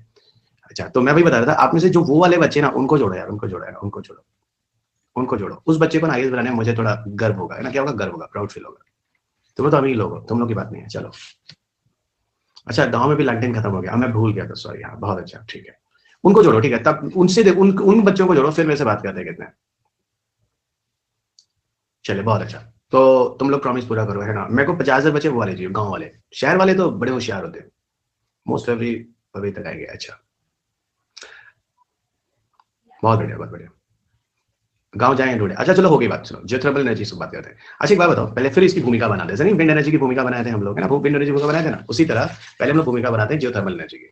जियोथर्मल एनर्जी से हिंदी में लोग कुछ हैं बच्चे 25% भूतात्मीय ऊर्जा कहते हैं, ठीक है, एक आध दो बार हिंदी बोल देना अच्छा होता है, ठीक है, भूतात्मीय ऊर्जा कहते हैं। अच्छा ये बताओ कि जमीन के अंदर जो हीट है वो कहाँ है? पहले तो मैं तुम लोगों के साथ थोड़े मजे ले लेता हूँ, थोड़ा मजा, मतलब कि वो भी कंसेप्ट ये मजा ही ले रहा हूँ, लेकिन बेसिक की प्रॉब्लम थोड़ा बता रहे हैं, तुम लोग को कुछ नहीं आता है, ठीक है। बेसिक प्रॉब्लम है तुम लोग को, बहुत बड़े बड़े इंजीनियर हो गए तुम, बहुत बड़े बड़े डॉक्टर हो गए, पर यूपीएससी में बेसिक चाहिए, बेसिक नहीं आता, ठीक है। अच्छा, तो पहले तो बताओ कि तुम लोग की जमीन के अंदर हीट कहाँ होती है, जिस हीट को हम लोग जियोथर्मल एनर्जी के लिए बाहर यूज करते हैं, बाहर यूज करते हैं इलेक्ट्रिसिटी जनरेशन के लिए। आप मुझे बताओ कि जो हम अर्थ में जो हीट होती है डाउन साइड, उसमें से किस हीट को यूज करते हैं पावर जनरेशन के लिए? सीधा मेरा क्वेश्चन बताओ, सीधा मेरा क्वेश्चन बताओ। अगर लाइट जाती है तो आप पेशेंस करके बैठे रहेंगे, ठीक है। हाँ, इंटरनेट थोड़ी देर के लिए डिस्कनेक्ट होगा, मैं मोबाइल से आऊंगा, ठीक है। ये जो थोड़ी हमारे यहाँ है, जहां मैं इंदौर में हूँ, ओके। चलिए, तो मतलब आप लोगों के जो आंसर्स हैं वो पूरी तरह से गलत है, कंफर्म हो गया, ठीक है। अब सुनो, तुम लोगों को कुछ नहीं आता, अब इधर सुनो और मैं बताता हूँ। हो गया, एकदम गलत है। अब सुनो, होता क्या है, देखो एक बात बताओ, मैं आपको एक क्लू देता हूँ, सारे बच्चों ध्यान देना, आप लोगों को कुछ नहीं आता है, मैं आपको एक क्लू देता हूँ। पहले ये बताओ कि अभी तक हम लोग अगर जमीन के नीचे कहाँ हीट है जिसको हम एनर्जी इलेक्ट्रिसिटी बनाने के लिए यूज कर सकते हैं, ठीक है, तो पक्का हमें वहां तक जाना होगा, वहां की हीट को ऊपर लाना होगा। दिमाग लगाओ, पहले जैसे मैं समझा रहा हूँ ऐसे समझो, जमीन में वहां तक जाना होगा और वहां से ढेर करके उसको निकालना होगा। कितने बच्चे ऐसे हैं जो जमीन को कोर तक खोद लेंगे और वहां तक पहुंच जाएंगे? कितने बच्चे हैं जो कोर तक पहुंच जाएंगे? कोई नहीं, आप खुद बता रहे हैं कि कोई नहीं। आपको पता है, आप एनसीईआरटी की बुक पढ़िए, एनसीईआरटी की बुक पढ़िए, जो कभी नहीं पढ़ेगा, है ना, कभी नहीं पढ़ेगा, हमको पता है, बेसिक बुक है ना, सब चीज आप कभी नहीं पढ़ेगा, भले टॉपर ऊपर कुछ भी बोलते रहे ना, कभी नहीं पढ़ेगा। ये जो एनसीईआरटी की उसमें लिखा हुआ है कि अभी तक अर्थ को गड्ढा 3 या 4 किलोमीटर तक किया जा सका है, गूगल करोगे शायद 1 किलोमीटर और हो गया होगा, एनसीईआरटी किताब में लिखा हुआ है। तो एनसीईआरटी किताब में लिखा हुआ कि जमीन के नीचे जो गड्ढा है वो लगभग 3 से 4 किलोमीटर तक ह्यूमन ने अभी तक कर पाया है। तो सर आप ये कह रहे हैं जमीन को ड्रिल करके 3 से 4 किलोमीटर तक डीप हम जा पाए अभी तक? हाँ, अभी तक। सोचो, जब से साइंस और टेक्नोलॉजी चीजें आ रही हैं, अभी तक हम लोग सिर्फ पहुंच पाए। तो ये बताओ कि जब तुम ड्रिल करके 3 से 4 किलोमीटर तक जा पाए हो तो कोर का हीट लेके आ पाओगे? ऑफकोर्स नहीं, बिल्कुल नहीं। प्रैक्टिकली तो पॉसिबल नहीं, थियोरेटिकली हीट है कोर में, आई एग्री। तो पहला तो लॉजिक ये समझ जाएंगे, अच्छा सर, अगर हम कोई अर्थ के अंदर की हीट को यूज करना चाहते हैं तो डेफिनेटली वो हीट कहीं 3 से 4 किलोमीटर की हाइट पे होगा, जिसको हम यूज करेंगे पावर जनरेशन के लिए। पहला कॉन्सेप्ट ये समझ लो, ठीक है। दूसरी चीज पहले बेसिक समझो, ठीक है, पहले बेसिक समझो, है ना। दूसरी चीज अगर मैं यहाँ पे तुम लोगों से पूछूं, दूसरी चीज में पूछूं, ये बताओ कि अर्थ के अंदर जो हीट है, those heats are available in the nature, मतलब इनसाइड अर्थ, उस हीट के पीछे क्या रीजन है? जो अर्थ के अंदर हीट है, उस हीट के पीछे क्या रीजन है? कहां से आया वो ऊष्मा नीचे, कहां से आया वो हीट नीचे, ठीक है, कहां से आया वो हीट नीचे? तो कुछ बच्चों ने सही आंसर दिया कि सर वहां पर अर्थ के नीचे क्या है, कुछ रेडियोएक्टिव एलिमेंट्स हैं। क्या है? कुछ रेडियोएक्टिव एलिमेंट्स हैं। क्या है वहां पर? कुछ रेडियोएक्टिव एलिमेंट्स हैं, वहां पर नीचे रेडियोएक्टिव एलिमेंट्स। उन रेडियोएक्टिव एलिमेंट्स की मदद से वहां पर न्यूक्लियर फिजन चल रहा होता है। ये मैं आपको अभी कल बताऊंगा जब न्यूक्लियर एनर्जी पर जाऊंगा। क्या चल रहा होता है? न्यूक्लियर फिजन चल रहा होता है। वहां पर यूरेनियम होता है, वहां पे थोरियम होता है, वहां पे और भी इस तरह के रेडियोएक्टिव एलिमेंट होते हैं, और रेडियोएक्टिव एलिमेंट्स काफी तेजी से एनर्जी जनरेट करते हैं। तो यहाँ अंदर जो हीट होता है अर्थ के अंदर, उसके पीछे रीजन रेडियोएक्टिव एलिमेंट होते हैं। रेडियोएक्टिव एलिमेंट्स की वजह से वहां पर हीट होता है। रेडियोएक्टिव एलिमेंट्स वही होते हैं यूरेनियम थोरियम जैसे, जिन्हें बहुत ज्यादा मैसिव हीट एनर्जी जनरेट करने की क्षमता होती है। तो यहाँ पर हो गए आपके ये चीजें। दूसरी चीज समझ में आई, ठीक है। अब हम बात करते हैं जो थर्मल एनर्जी में जो हीट हम निकाल कर लाते हैं वो कितनी डिस्टेंस पे जाते हैं उसको निकाल कर लाते हैं। मैं पहले ही बता दूं, जियोथर्मल एनर्जी में जनरली जो हम ड्रिल करके हीट को ऊपर निकाल कर लाते हैं पावर जनरेशन के लिए, वो 300 मीटर की डेप्थ से लेकर 3000 मीटर तक की डेप्थ को यूज किया जाता है। यानी 3000 मीटर का मतलब होता है दोस्त अप टू 3 किलोमीटर, जो मैं आपको दिखाने जा रहा हूं अगले पिक्चर में। तो ये पीपल, द फर्स्ट पॉइंट जो पीपल शुड बोला ना, आप सबको बेसिक की प्रॉब्लम है। मेरी क्लास के बाद आपके सारे बेसिक क्लियर। कल देखो कितने प्यार से हम लोगों ने सोलर एनर्जी पढ़ लिया, परसों देखो उसके पहले हम लोगों ने कितने प्यार से गैसेस एंड फील्ड को समझ लिया। आज आप सारे के सारे अदर अल्टरनेटिव एनर्जी को समझ जाएंगे और उसका कुछ और भी विशेष चीजें आपको पढ़ाऊंगा।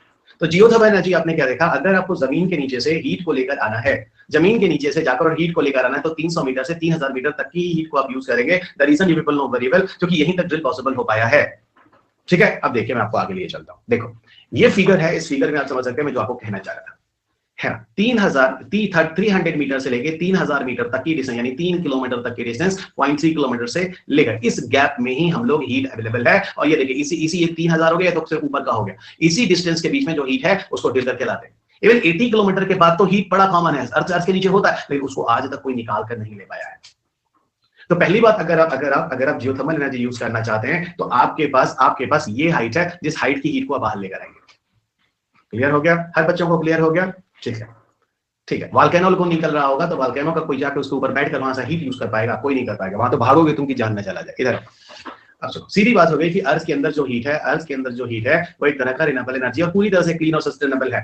अर्थ के अंदर जो हीट एनर्जी बन रही है वो कभी जब बाहर निकलती है तो कोई स्मोक नहीं होता है, वो ऊष्मा है, वो हीट है। ओके, उस पूरे एरिया को जिसको हम 300 मीटर से 3000 मीटर की बात कर रहे थे, उसको एक जियोथर्मल फील्ड का नाम दिया जाता है। यानी जो मैं भी आपको ये एरिया बोल रहा था, ये वाला जो एरिया है, इसको जियोथर्मल फील्ड कहते हैं। What we are calling them? चलिए tell me, this is called geothermal field, याद रखिएगा। तो जियोथर्मल फील्ड क्या होता है? 0.3 किलोमीटर से लेकर 3 किलोमीटर तक का जो रेंज होता है वो एक जियोथर्मल फील्ड कहलाता है। और इसी जियोथर्मल फील्ड से दोस्त हम हीट को लेकर और जियोथर्मल एनर्जी को करने की कोशिश करते हैं, जियोथर्मल एनर्जी को जनरेट करने की कोशिश करते हैं। कैसे जनरेट करते हैं, क्या करते हैं, आपको आगे लिए चलते हैं। ठीक है, देखो यहां तक आई थिंक क्लियर है। हर बंदा मुझे थंबनेल देने वाला है। ओके, यहां तक एकदम क्लियर है। ठीक है, बहुत बढ़िया, एवरीबॉडी एक्सीलेंट। अब मैं थोड़ा तुमको और बताता हूं। देखो, सबसे पहले दुनिया में जियोथर्मल एनर्जी पावर प्लांट जो सेटअप किया गया, कभी कोई स्टेट पीसेस दे रहे हो तो ध्यान रखना, वो इटली में किया गया था। एरिया जगह जो था इटली में, लॉरेलो।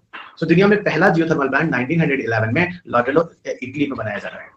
सो लॉरेलो Italy is the place where the first geothermal power plant setup in India, in the world. Okay, दुनिया में सबसे पहले जियोथर्मल पावर प्लांट लॉरेलो इटली में सेटअप किया जाता है 1911।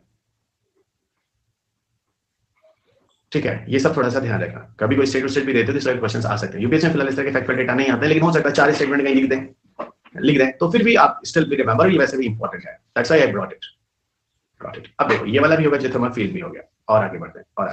अब देखो, जियोथर्मल एनर्जी को 3 तरीके से हम इलेक्ट्रिसिटी बनाने के लिए यूज में ला सकते हैं। जरा समझना है आपको, जियोथर्मल पावर प्लांट्स में 3 तरीकों से हम इलेक्ट्रिसिटी जनरेशन कर सकते हैं। कौन सा? पहला जिसको कहते हैं ड्राई स्टीम पावर प्लांट, दूसरा जिसको कहते हैं फ्लैश स्टीम पावर प्लांट, और तीसरा जिसको कहते हैं बाइनरी साइकिल पावर प्लांट। सो जियोथर्मल पावर प्लांट में कुल 3 तरीके होते हैं पावर जनरेशन के। पहला जिसको कहते हैं ड्राई स्टीम पावर प्लांट, दूसरा जिसको कहते हैं फ्लैश स्टीम पावर प्लांट, और तीसरा जिसे कहते हैं बाइनरी साइकिल पावर प्लांट।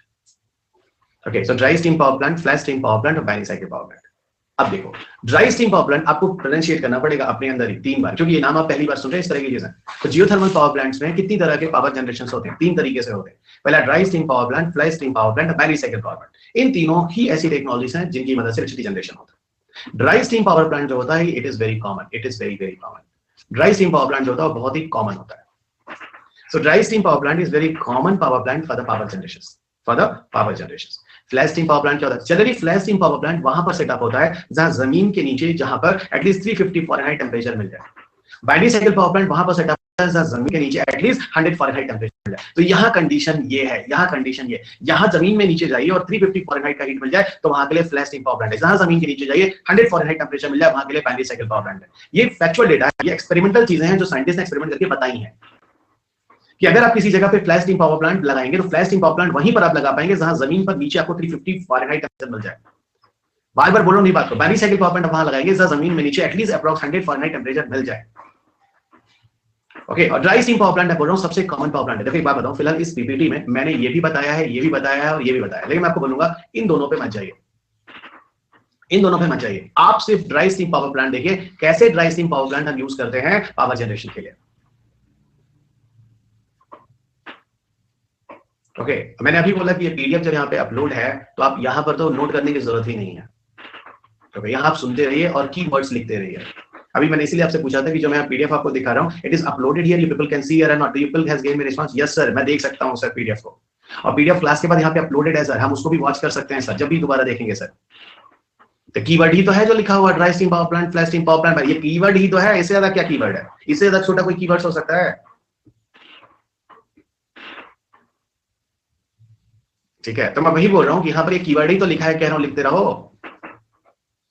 होशियार बच्चे हैं वो कर रहे हैं। ठीक है, सो 3 तरह के हो गए, 5 बार तो बोल दिया तुमको ये, इतने में तो होशियार बच्चा लिख लिया। वहां सर एक ड्राई स्टीम पावर प्लांट है सबसे कॉमन है, फ्लैश स्टीम पावर प्लांट है जहां पर टेंपरेचर 350 फ़ारेनहाइट है, वही जो लिखा उतार लिया सर, है ना। और कुछ बच्चा तो इतना होशियार होता है कि मोबाइल की फोटो ले लेता है। वो सबसे ज्यादा इंटेलिजेंट बच्चा यहाँ क्लास में वो है जो मोबाइल फोन से फोटो ले लेता है, सिर्फ समझता जाता है और बाद में बैठ के आराम से सर से नोट्स बना लेता है। सबसे होशियार बच्चा, यही मैंने कहा। आप ऐसे कई ऐसे बच्चे हैं जो कलेक्टर किससे नहीं बनेंगे, क्योंकि गधों की तरह वो पढ़ते हैं, और कई ऐसे बच्चे हैं जो इसलिए कलेक्टर बन जाएंगे क्योंकि उनको चपरासी नहीं बनना है, चपरासी गधों की तरह पढ़ते हैं, होशियार की तरह बनना है। इसीलिए इसको कहते हैं हार्ड वर्क। आपके घर में कौन करेगा?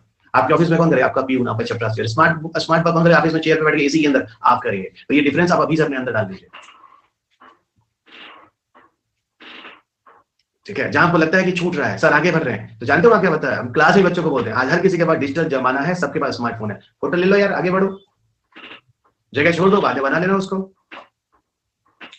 ओके, ओके, तो वही मैं बोल रहा हूँ, आप लोग हार्डवर्क मत कीजिए, है ना। हार्डवर्क आपके ऑफिस में आपका ड्राइवर करेगा, आपका माली करेगा, आपका गेटमैन करेगा, बंदूक लेके खड़ा रहेगा। आप स्मार्ट वर्क करने आए हैं, कम समय में ज्यादा पढ़ने आए हैं, 1 साल में ऐसे तैयारी करने जा रहे हैं, ठीक है। तो वहां थोड़ा ध्यान रखिएगा। चलिए अब आगे बढ़ते हैं। अब मैं आपको ना ड्राई स्टीम पावर प्लांट बताता हूँ, और सिर्फ ड्राई स्टीम ही पावर प्लांट आपको जानना पड़ेगा, ठीक है। ड्राई स्टीम पावर प्लांट से कोई प्रॉब्लम नहीं, सॉरी प्रॉब्लम क्या, सॉरी आप किसी का चैट में देख रहा था, लेकिन प्रॉब्लम तो ड्राई स्टीम मैंने बोल दिया। आगे बढ़ने दो, ठीक है, इसको थोड़ा आगे बढ़ने दो, ठीक है। ड्राई स्टीम पावर प्लांट, देखो ड्राई स्टीम पावर प्लांट में क्या होता है, ये देखो एक ड्राई स्टीम पावर प्लांट है जो स्क्रीन पे देख सकते हैं। फिलहाल यहाँ इस पीडीएफ में तीनों मैंने दिया है, लेकिन मैं आपसे राय दूंगा, आप सबको बोलूंगा कि दोस्त आप ना इन दोनों को डिटेल में मत पढ़ना, आप गलत काम कर रहे हो। आप वही काम कर रहे हो कि मेरी एक फिलॉसफी है, जानते हो लाइफ की क्या, कम पढ़ो काम का पढ़ो कलेक्टर बनो, ज्यादा पढ़ो फालतू पढ़ो मास्टर बनो। ये फिलॉसफी मैं हमेशा यूज करता हूं, ठीक है। क्या, कम पढ़ो काम का पढ़ो कलेक्टर बनो, कम पढ़ो और काम का भी पढ़ो कलेक्टर बनो, ज्यादा पढ़ो फालतू पढ़ो और मास्टर बनो। ये मेरी फिलॉसफी है, ठीक है। ये ऑलवेज से ठीक है, और मैं इस चीज पे बहुत ध्यान रखता हूँ। मैं आपको कम और काम का पढ़ाना पसंद करता हूँ। आपको यहाँ पर मैं electronic engineering, communication engineering, information communication में मतलब हर डिसिप्लिन में इंजीनियरिंग कराने के लिए बैठाया हूँ, ठीक है, चलेगा। और इतना जरूर है कि आपका आईएएस का क्वेश्चन हो जाएगा, ठीक है। इसीलिए मैं आपको डायरेक्शन देने आया हूँ कि ऐसा ना हो कि आप इलेक्ट्रॉनिक इंजीनियरिंग की चीजें पढ़ रहे हो, फालतू चीजें पढ़ रहे हो। इसीलिए मैं आया हूँ कि to the points, what is the requirement of UPSC, उधर से कीजिए। चलिए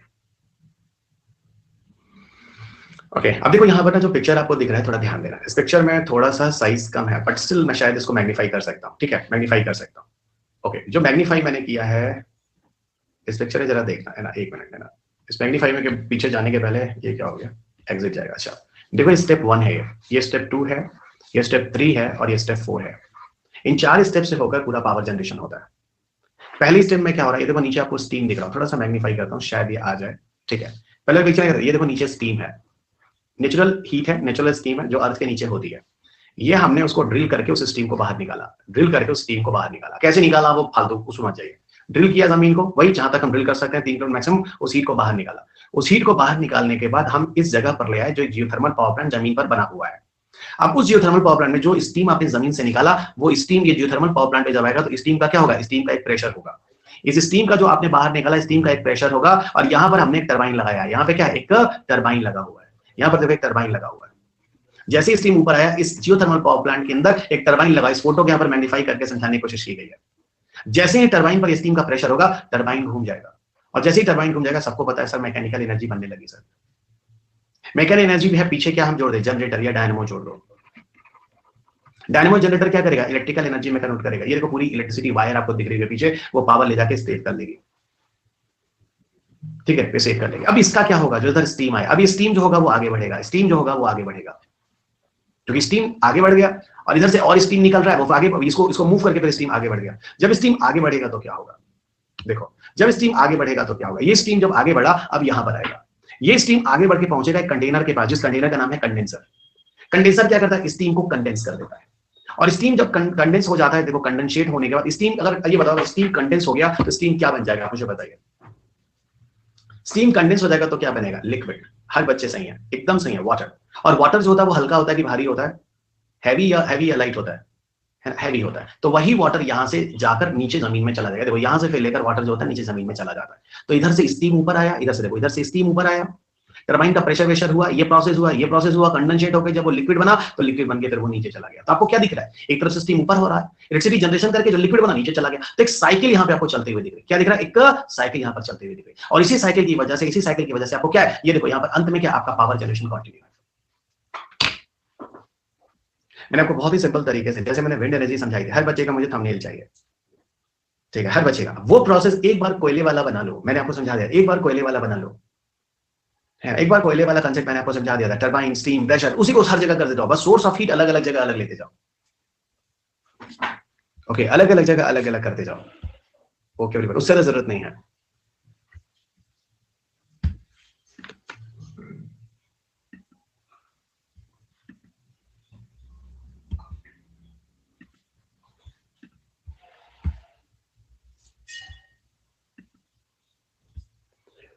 ओके एवरीवन, फाइन।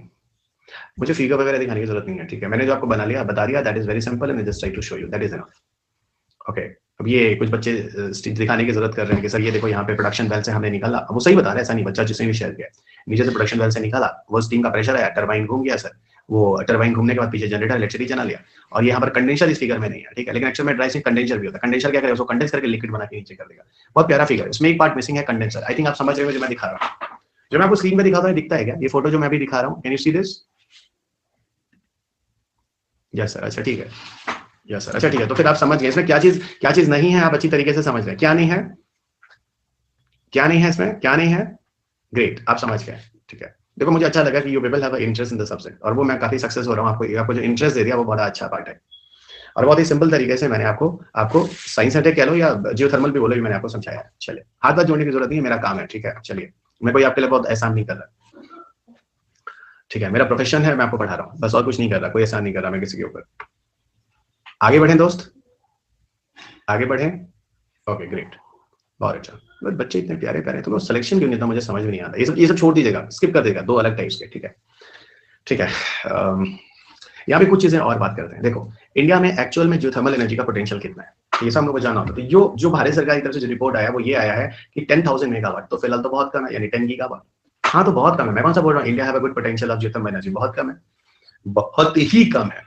और एक बार और मैंने आपको बोला था कि 300 से ज्यादा जगह इंडिया में ऐसी देखी गई हैं जहां से हम अर्थ के नीचे की हीट को ऊपर लेके आ सकते हैं, और क्या कर सकते हैं, फ्यूचर में जियोथर्मल एनर्जी से पावर जनरेशन का काम कर सकते हैं। ओके, और टोटल बताऊं तो 7 जियोथर्मल प्रोविंसेस इंडिया में ऐसे हैं जहां पर जियोथर्मल पावर जनरेशन की जो कैपेसिटी है वो ज्यादा देखी गई है, ठीक है। जो भी 7 जियोथर्मल प्रोविंसेस हैं, जो भी 7 जियोथर्मल प्रोविंसेस हैं जहां पर पावर जनरेशन देखा गया है, वो मतलब पॉसिबल है जियोथर्मल से, वो आपके सामने है। कौन कौन सा है? हिमालयन, वेस्ट कोस्ट, कैम्बे, सोन नर्मदा, तापी, गोदावरी और महानदी, ये नाम आपको रटने पड़ेंगे। वैसे भी जब ज्योग्राफी में आपका जब रिसोर्सेज वाला जब चैप्टर होता है, वहां पर इंडिया में ये सारी चीजें बताई जाती हैं। ओके, तो इंडिया में जियोथर्मल रिसोर्सेज प्रोविंसेस कहाँ है, कहाँ है? तो you can see specially 7 areas, Himalayan areas, west coastal areas, Cambay वगैरह, सोन नर्मदा, तापी, गोदावरी और महानदी। लिख लिया होगा आपने? Okay, so 7 geothermal provinces, the Himalayan coast, Himalaya के एरियाज में काफी, वेस्ट कोस्ट के एरियाज में, कैम्बे के एरियाज में, ये हिमालय के बाद कॉमा होना चाहिए, फर्स्ट स्टॉप गलती से, ठीक है। सोन नर्मदा, कॉमा तापी, है ना, दो यहाँ इधर हो गए, इसको पूरा लेके सोनाता बोलते हैं, सोनाता रीजन, गोदावरी और महानदी, ठीक है। तो मैंने आपको जियोथर्मल एनर्जी करा दिया दोस्त, ठीक है। अब हम चलते हैं अगला, that is called ocean energy. चलिए, ocean energy, so give next heading ocean energy, so give an next heading that is called ocean energy. Come ocean energy, so come on ocean energy. Okay, ocean energy. अब बात करते हैं ocean energy की।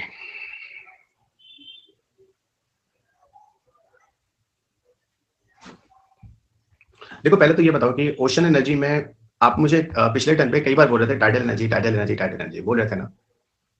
Okay, आप मुझे कई बार tidal energy बोलते, मैंने बोला था नहीं, ऐसा नहीं, ओशन एनर्जी में भी कई मोड हैं। ओके, ओशन एनर्जी में भी कई मोड हैं, ठीक है, सिर्फ ओनली नॉट टाइडल एनर्जी। आज मैं आपको बताता हूँ। अच्छा, एक बार बताओ, पहले मैं फिर बैकग्राउंड कर जाता हूँ। पूरे अर्थ पे कहते हैं ना 2/3 हिस्से में वाटर है, पूरे अर्थ पे 2/3 हिस्से में वाटर है, एवरीबॉडी नो, ठीक है। तो अगर मैं पूछूं कि अर्थ पे सबसे ज्यादा हीट को रिसीव करने वाला एरिया कौन सा है, पूरे अर्थ पर हीट को रिसीव करने वाला एरिया कौन सा है, जहां पे सबसे ज्यादा हीट एब्जॉर्ब होता है? आप सब पकड़ लिए कि सर ओशन ही हुआ, क्योंकि अगर पूरे अर्थ पे 2/3 पार्ट अगर ओशन है तो डेफिनेटली सबसे ज्यादा हीट तो ओशन का पानी अवशोषित कर रहा है, उतना तो अर्थ का सरफेस नहीं करता होगा डेफिनेटली। तो अगर मैं एक टर्म यूज करूं कि ओशन जो है, समझो, पहले मैं एक बेसिक बताता हूं, पहले बाद में जाना यार ओशन एनर्जी पे खट से प्रॉब्लम यही हो जाती है, कूद जाते हैं, तुरंत समझ जाए, एबीसीडी आती नहीं, XYZ पे पहुंच जाते हैं, समझो पहले। तो ये बताओ कि ओशन को अगर मैं एक टर्म यूज करूं, ocean is a natural solar collector, समझना। अगर मैं एक बात बोलूं ocean is a natural solar collector, तो मैं सही बोल रहा हूं गलत बोल रहा हूं? ये ऐसा ओशन ऐसी जगह है जहां पर प्राकृतिक सोलर कलेक्टर सन की लाइट एब्जॉर्ब होती है, होती है ना, natural solar collector, everybody clear? तो ओशन वो जगह है जहां पर natural solar collector, okay everybody, natural solar collector, ठीक है। ओशन को हम नेचुरल सोलर कलेक्टर बोलते हैं। जो हम सोलर कलेक्टर्स, जो हम सोलर थर्मल में हमने पीछे बात की थी, सोलर वाटर हीटर में बात की थी, अब मैं यहाँ बोल रहा हूँ भाई ओशन एक नेचुरल सोलर कलेक्टर बोल लो, सबसे ज्यादा हीट हमारे ओशन में एब्जॉर्ब होता है, ठीक है। अब मैं थोड़ा आगे बढ़ रहा हूँ, ठीक है, कुछ रीजन है, मैंने बात आपको बोली, अब मैं आगे बढ़ रहा हूँ। मैं भी वो नहीं बोलूंगा क्या रीजन है जो मैं आपको ये बात बोल रहा हूँ, ओके एवरीवन, कम हियर। अब देखो, एवरीबॉडी नो कि 70% अर्थ सरफेस पे क्या है? पानी, ओशंस, और ओशन दुनिया का सबसे बड़ा natural, world largest solar collector बोला जा सकता है, और एक नेचुरल सोलर कलेक्टर है। So world largest natural solar collector है जो कौन है, दैट इज ओशन। ओके, और इस ओशन को हम पावर जनरेशन के लिए यूज कर सकते हैं। किस तरीकों से? 3 तरीकों से। शायद आपको याद होगा जब मैं आपको ओशन एनर्जी, जब आप मुझे टाइडल एनर्जी रिन्यूएबल में एग्जांपल दे रहे थे, मैंने बोला था डोंट वरी, मैं इसको ओशन एनर्जी बोलूंगा और ओशन एनर्जी के अंदर मैं 3 एनर्जी में टाइडल एनर्जी का अलग बनाऊंगा। अब देखो यहाँ पे मैं बता रहा हूँ कि ओशन एनर्जी को 3 फॉर्म्स में इलेक्ट्रिसिटी जनरेशन के लिए यूज कर सकते हैं, tidal energy, wave energy, ocean thermal energy. चलो बच्चों फटाफट बताओ ओशन को कितने तरीकों से हम लोग पावर जनरेशन बनाने के लिए यूज कर सकते हैं? 3। बहुत अच्छे, एक्सेलेंट। इन 3 में से कौन कौन से? The one is the tidal energy, second is the wave energy and third is the ocean thermal energy. अगर बताए आप में से कोई बच्चा एमपीपीएससी का होगा, एमपीपीएससी के तो सिलेबस में जियो थर्मल विंड ऐसे कर करके लिखा है, यूपीएससी में तो कुछ नहीं लिखा है, एनर्जी ही लिखा है बस। एमपीपीएससी तो अलग अलग टॉपिक्स लिखे हैं, उस बच्चे को तो बड़ा फायदा हो रहा है अगर वो एमपीपीएससी का कोई बच्चा होगा तो। ही नोज वेरी वेल, हाँ सर ये सब तो सिलेबस में स्पेशली दिया हुआ है, आपने एक नोट्स एमपीपीएससी का भी बना दिया सर।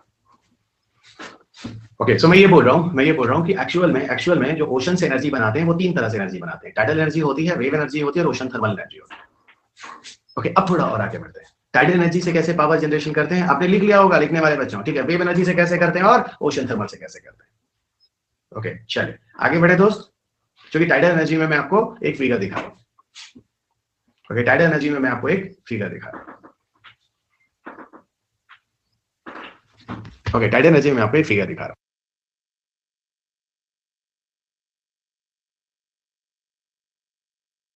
ये देखो टाइडल एनर्जी का एक फिगर। पहले इस फिगर को समझो, इस फिगर को समझो, बहुत जरूरी है। आपके पास अगर बुक है ना तो फिगर 3.8 देखना, ये फिगर दिया हुआ है, फिगर नंबर 3.8, यानी तीसरे चैप्टर में 8वां figure, mechanism of tidal energy लिखा होगा, 4th और 5th एडिशन की बुक में। ओके, अब सुनो होता क्या है। मैंने ना ये ऊपर वाला फिगर जरा समझना, पहले इसको समझने की कोशिश करना। ये ऊपर वाला जो फिगर है ना उसी को नीचे मैग्नीफाई किया है। ये क्या हो गया, रुक जा भाई, है ना, एक मिनट है ना, कोई बात नहीं, मैं भी यूज टू हो जाऊंगा। आप लोग मुझे पोल कहते हैं, मुझे आते ही नहीं, अब धीरे धीरे सीखा, फिर आप कहते सर ये करो, वो भी सीख जाऊंगा धीरे धीरे। मेरे बच्चे ना प्यारे प्यारे, सोचो मैं आप लोगों से कितना सीखता हूँ, आप सोचो कि मैं आपको सिखाता हूँ, आपसे सीखता हूँ। चलो, तो मैंने ये बोला कि देखो एक तरफ ओशन हो गया, समझो जरा, ये ओशन है, गॉट इट, ये ओशन है, और एक वाटर रिजर्वायर है। वाटर रिजर्वायर मतलब कोई कोस्टल एरियाज है, वहां मैंने कुछ बना लिया, पानी को स्टोर करके रखा। अरे कोस्टल एरियाज है, समुद्र तटीय जो क्षेत्र होता है ना, वहां पे पानी आ रहा होता है, वहीं बगल पे एक वाटर रिजर्वायर बना लिया, एक रिजर्वायर बना लिया। होता क्या है सुनना, होता यह है कि मान लो ओशन का पानी है, जितना ओशन का पानी होगा रिजर्वायर में भी उतना ही पानी होगा। Everybody clear? एवरीबॉडी, जितना ओशन में पानी होगा उतना ही रिजर्वायर में पानी होगा। भैया इधर पानी आया, ओशन का आया रिजर्वायर में पानी भर गया, है ना, इधर क्वेश्चन रखा था, इधर रिजर्वायर में जाकर पानी भर गया, ठीक है, यहाँ तो कोई दिक्कत नहीं है। लेकिन बात बताओ, जब ओशन का पानी बढ़ने लगा, यहाँ चला आया, एकदम फिगर को ध्यान देना, समझा तो मैं ले जाऊंगा, ये मेरी प्रॉब्लम है। आप सब जितने भी स्टूडेंट मुझे सुन रहे हो, समझा मैं ले जाऊंगा, मैं अपनी कोशिश नहीं छोड़ता, आप भी अपनी कोशिश मत छोड़ना। आप भी बोलो सर समझ के ही जाऊंगा, ग्रेट, ठीक है, जब समझाने वाला तैयार है, ठीक है। चलो अब इधर देखो बच्चा, ठीक है, इधर देखो, मैंने कहा ओशन में अगर मान लो पानी बढ़ा, हाँ सर बढ़ता है ना, वो हाई टाइड आता है तो बढ़ जाता है, ग्रेट, आप समझ गए मेरा कहने का मतलब। जब अगर ओशन का पानी बढ़ा दोस्त, तो पानी अब क्या होगा, रिजर्वायर में भरने लगेगा, क्योंकि रिजर्वायर में पहले पानी इसी लेवल का था, तो रिजर्वायर में जो पानी होगा वो एंटर करने लगेगा। क्लियर? यानी अगर ओशन का पानी चढ़ा हाई टाइड में, तो water start to enter inside, है ना। यहां पर क्या हो रहा है, water start to enter inside, और जब वाटर धीरे धीरे इनसाइड भरने लगेगा तो रिजर्वायर का भी पानी धीरे धीरे उठते पानी यहां तक आ गया, रिजर्वायर का भरेगा तो पानी यहां तक उठ के आ गया। अच्छा, अब लो टाइड होगा तो क्या होगा, लो टाइड होगा तो ओशन का पानी नीचे आएगा, बहुत बढ़िया, यहां आ गया। जब लो टाइड आएगा और ओशन का पानी नीचे आएगा, तब तक यहाँ रिजर्वायर का पानी ऊपर चढ़ चुका है, इधर देखो ऊपर चढ़ चुका है, अब ये बाहर निकलने लगेगा। ओ सर हम समझे, आप ये कह रहे हैं कि अगर टाइड आया ऊपर हाई वाला तो रिजर्वायर में पानी अंदर घुसेगा। अब रिजर्वायर में पानी ऊपर उठ चुका है, जैसे टाइड लो वाला आएगा ये पानी नीचे गिरेगा, रिजर्वायर में पानी ऊपर उठाओ, अब ये बाहर निकलने लगेगा। ओ, तो मतलब सर हाई टाइड और लो टाइड में या तो इनसाइड पानी आ रहा है या आउटसाइड पानी जा रहा है, ठीक है। और इस इनसाइड और आउटसाइड के बीच में होता क्या मित्र, यहाँ देखो, अगर यहाँ पर एक पंखा लगाते हैं, पंखा मतलब देसी भाषा, टेक्निकल भाषा में क्या बोलोगे, टरबाइन लगा दे, तो पानी अंदर आएगा तो टरबाइन घूमेगा, पानी बाहर जाएगा तो टरबाइन घूमेगा, टरबाइन बेचारा फंस गया, हर समय घूमता रहेगा, कभी इधर कभी उधर, और टरबाइन घूमेगा तो क्या, जल्दी बोलो, टरबाइन घूमेगा तो क्या, जल्दी बोलो, टरबाइन घूमेगा तो क्या, जल्दी बोलो, मैकेनिकल एनर्जी। और यहाँ पे खट से लगा लो डायनेमो, तो क्या, जल्दी बताओ, डायनेमो रुको नहीं, फट से इलेक्ट्रिसिटी बनाओ, फट से डायनेमो। वाह, तुम लोग तो आज टाइडल एनर्जी के इंजीनियर बन गए भाई, बहुत बढ़िया, बहुत बढ़िया, बहुत बढ़िया, बहुत बढ़िया, क्या रिस्पॉन्स आ रहा है, बहुत बढ़िया मेरे बच्चों, लगे रहो, बस लगे रहो। बिजली बना लिया, बहुत बढ़िया। सुनो हिंदी वालों, तुम लोग बिजली मत बोला करो, शुद्ध हिंदी से विद्युत, शुद्ध हिंदी से विद्युत, इंग्लिश में दैट इज इलेक्ट्रिसिटी। हिंदी में भी अच्छे वर्ड्स लिखा करो, तो ये is meaningful. Problem Hindi medium में क्या होती है ना बच्चों, तुम लोगों के साथ ही दिक्कत होती है, आप लोग हिंदी वर्ड्स नहीं यूज करते अच्छे। आप अटल जी को सुनो, आप सुषमा जी की सुनो, मोदी जी का नहीं, मोदी जी की हिंदी अच्छी नहीं है, वो कर्कश हिंदी बोलते हैं, मतलब सुहानी हिंदी आपको सुननी है तो सुषमा जी को सुनो, है ना। राहुल को तो छोड़ दो, है ना। सुहानी हिंदी सुननी है तो इसे सुनो, बड़ी मतलब मंत्रमुग्ध हो जाओगे। सुषमा जी की हिंदी सुनो, अटल जी की हिंदी सुनो, क्या मतलब हिंदी ऐसे लोगों से सुनो। चलिए अब हम थोड़ा और आगे बढ़े, नीचे वाले फिगर को समझा दें। पहले तो ऊपर वाला फिगर समझ में आ गया तो 1 कर दो, मतलब थंबनेल दे दो। और ऊपर वाला का फिगर समझ में आ गया ना तो नीचे वाला फिगर आप समझ गए, उसी को मैंने यहाँ मैग्नीफाई करके किया। ठीक है बच्चों, देखा। अब यहाँ पर मैं नीचे वाले फिगर को दिखाता हूँ, इसको थोड़ा मैग्नीफाई करते हैं ना, जूम करते हैं। देखो इस फिगर में है क्या, ये क्यों है, ये नहीं चाहिए हमको। अच्छा ये मैग्नीफाई हुआ इसलिए आ रहा है, ओके। देखो होता क्या, इस फिगर में नीचे वाले को देखना, ऊपर वाले फिगर में टरबाइन नहीं है बच्चा, उतने छोटे फिगर में हम टरबाइन एडजस्ट करें, नीचे वाले वही तो दिखा रहे, देखो टरबाइन। कौन है ये निकल, खुराफात खुराफात, मेरे मजे लेते हैं, सीधा साधा टीचर आ गया, जो मन करे सो कर ले। मतलब आईएएस बनने जा रहे हैं, ठीक है, हर चीज देख के ही मानेंगे। चलिए अब देखो दोस्त, यहाँ पर मैं पहले केस नंबर 1 पे ले जा रहा हूँ। ये मैंने फिगर खुद बनाया उस बुक में, सोच कर कैसे इसको समझाया जाए, इसीलिए कह रहा हूं पढ़ो। ठीक है, एक नंबर केस नंबर 1 दे रहा हूँ। मैंने कहा कि water level same both side, मतलब अगर ओशन में पानी इतना है, यहां से शुरू करते हैं। ओशन में ये वाला साइड कौन सा, ओशन वाला, ठीक है। ये वाला साइड कौन सा मित्र, वाटर रिजर्वायर। अगर ओशन में पानी इतना है तो रिजर्वायर में भी पानी इतना है। ये हो गया केस नंबर 1, ठीक है। ठीक है, जैसे ही हाई टाइड आया पानी ऊपर उठा। अच्छा इन देखो, ओशन का पानी इतना, ये बीच में क्या एक गैप है रिजर्वायर के साथ जुड़ा, और यहाँ पे बीच में क्या लगा दिया मैंने, रोटर या जल्दी बोलो, रोटर या टरबाइन। यहाँ क्या लगा दिया, रोटर या टरबाइन लगा दिया, यहाँ पे रोटर या टरबाइन लगा दिया। ओके एवरीवन, यहाँ पे रोटर या टरबाइन लगा दिया। अब क्या होगा, जैसे ही हाई टाइड आएगी पानी उठेगा, यहाँ से ये जो होगा ये इनफ्लो ऑफ वाटर होगा, पानी अंदर आने लगेगा, और पानी अंदर आएगा तो क्या होगा, टरबाइन होगा वो घूम जाएगा, समझ में आ गया। और यहाँ पर रिजर्वायर में पानी का लेवल चढ़ने लगेगा, और जब इधर लो टाइड आएगा, यहाँ पानी चढ़ चुका, फिर ये बात तो देखो लिखा हुआ है, inflow of water during high tides और outflow of water during the low tide. और इसी आउटफ्लो इनफ्लो की वजह से क्या होगा, अंत में हमारा क्या होगा, टरबाइन का मूवमेंट शुरू होगा। टरबाइन का मूवमेंट शुरू होगा, और टरबाइन के मूवमेंट के बाद क्या होगा, यही टरबाइन का जो मूवमेंट होगा ये उसको स्टेबल बना देगा, और यहाँ पे इलेक्ट्रिसिटी जनरेट हो जाएगी, डायनेमो होगा। बाकी एवरीबॉडी वेरी क्लियर, बाकी एवरीबॉडी वेरी क्लियर।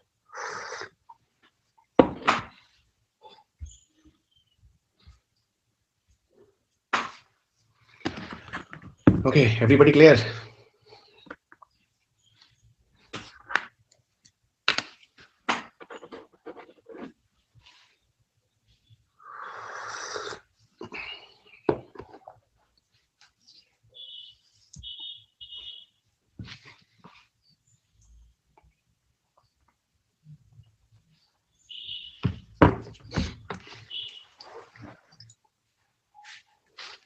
थोड़ा आपके चैट पे मैसेज डायरेक्ट रखता हूँ, ठीक है। ठीक है, अब हम आगे बढ़ते हैं। तो second one is the wave energy. मैं नेक्स्ट पे जा रहा हूँ, okay, I am going to next. और सेकंड आते हैं, what is the second mode of energy, आपने यहाँ देखा था टाइड एनर्जी हमने कर लिया ना दोस्त, कर लिया। अब हम आते हैं वेव एनर्जी पे, ठीक है। वेव एनर्जी में क्या होता है, देखो वेव एनर्जी में क्या होता है, इधर समझो। मान लो ये ओशन है, ठीक है, ये ओशन है और ये ओशन बेड है, दिस इज ओशन बेड। और ये ओशन में ऊपर का क्या है, ये ओशन में क्या है, ऊपर का वाटर है ना, दिस इज अपर लेयर, ये वाटर है, ठीक है, ये वाटर है। और सुनो यहाँ पर ये ओशन बेड है, ये नीचे वाला क्या है, ओशन बेड है। अच्छा ओशन में भी आपने ना कई चीजें देखी होंगी। ऐसा हो सकता है कि ओशन बेड काफी नीचे हो, यहाँ पे देखो, यहाँ पे हाइट काफी नीचे ओशन बेड की, यहाँ पे ओशन बेड काफी नीचे है। अगर ये बताओ एक में यहाँ पे ना जैसे आपने विंड टरबाइन देखा था, उसी तरह अगर एक टरबाइन में पानी के अंदर यहाँ लगा दूं और एक टरबाइन पानी के अंदर यहाँ लगा दूं, जस्ट बताओ, बहुत ही सिंपल है, 2 मिनट में ये समझ में आओगे, कभी नहीं भूलोगे। ये बताओ टाइडल एनर्जी अब कभी भूलोगे तुम लोग, जल्दी बताओ, जो कंसेप्ट मैंने जिस तरीके से समझा दिया, anybody tell me tidal energy भूलोगे। बहुत बढ़िया बच्चों, ठीक है। पढ़ाई ऐसे करो कि कॉन्फिडेंस भी आए, पढ़ाई ऐसे मत करो कि बस पढ़ाई करो, ठीक है। और हो सकता है, मैं बार बार कहता हूँ, मैं बहुत मीठा बोलता हूँ, मेरे को लोगों को बेवकूफ बनाना आता हो, मैं बहुत चालू किस्म का आदमी हूँ, मैं अकेडमी पे सिर्फ पैसे कमाने आया हूँ, मैं कुछ बातें आपको समझाता हूँ। आप लोग ना आईएएस बनने जा रहे हैं, ठीक है, इन चीजों को समझा करो, that is very very important. इसलिए मैं आपसे कहता हूँ कि यूपीएससी का क्वेश्चन पेपर और यूपीएससी का सिलेबस हमेशा देखा करो, क्योंकि हम चालू मजाक कुछ भी हो, लेकिन आप तो बच्चे समझदार रहो, आप तो समझदार रहो। यही मुझे आप लोगों से कहता हूँ, इनोसेंट कब तक बनोगे, दुनिया में आगे नहीं बढ़ पाओगे, ओके। समझदार बनो, माँ बाप जब तक तुम्हारे साथ हैं कर रहे हैं, ठीक है, लेकिन अब तुमको माँ बाप का करना है, तो you should be mature yourself. क्योंकि ना मीठा, बेवकूफ, चालू और ये पैसा, ये सब बड़ा कॉमन है आज दुनिया में। ऐसा नहीं है कि मैं बहुत ईमानदार हूँ, लेकिन मैं ये बता रहा हूँ कि आप तो ईमानदार हो ना जितना हो सकते हो, चलो आप तो समझदार बनो ना, चलो। अच्छा एक बात बताओ, यहाँ पे एक बात बताओ, ठीक है, ठीक है, अभी मैं कह रहा हूँ, मान लो ये ओशन बेड है, यहाँ पर जो बेड है ये काफी डेप्थ नहीं है, ठीक है, ये काफी डेप्थ नहीं है, ठीक है। यहाँ पे देखो, यहाँ पे डेप्थ काफी है। अब मुझे एक बात बताओ, ठीक है, यहाँ पे देखो, अगर एक बात बताओ, अगर यहाँ पर ओशन का पानी चल रहा है, ये बताओ, और यहाँ पे ओशन का पानी चल रहा है, तो कहां पर जो टरबाइन होगा वो ओशन के पानी के ज्यादा इफेक्ट में होगा, केस ए या केस बी में? फटाफट बताओ। डेफिनेटली, बच्चा एकदम सही बोल रहा है, maximum movement will be on the top surface. तो यहाँ पर ये टरबाइन जो होगा इस मूवमेंट की वजह से ये मूव कर जाएगा। ये टरबाइन जो होगा इस मूवमेंट की वजह से ये मूव कर जाएगा। और जब ये टरबाइन मूव कर जाएगा, इससे फायदा क्या होगा पता है? इससे फायदा क्या होगा? Mechanical energy. खट से आप समझ गए। और ये मैकेनिकल एनर्जी क्यों नहीं? Because of movement. ये पानी का सरफेस है उसकी वजह से यहाँ तक इफेक्ट ही नहीं पड़ेगा। तो इसका सीधा कहने का मतलब है, यहाँ पर जो वेव की वजह से टरबाइन मूव हुआ ना, और जिसके से मैकेनिकल एनर्जी और इलेक्ट्रिसिटी जनरेशन हुआ ना, वो पूरी तरह से क्या कहलाएगा? वो पूरी तरह से क्या कहलाएगा? वेव एनर्जी कहलाएगी। ओके, लेकिन एक बात बताऊं, वेव एनर्जी जो है ना वो ज्यादा सक्सेसफुल नहीं है। वेव एनर्जी जो है वो सक्सेसफुल नहीं है, ये ध्यान रखिएगा। Wave energy is not successful.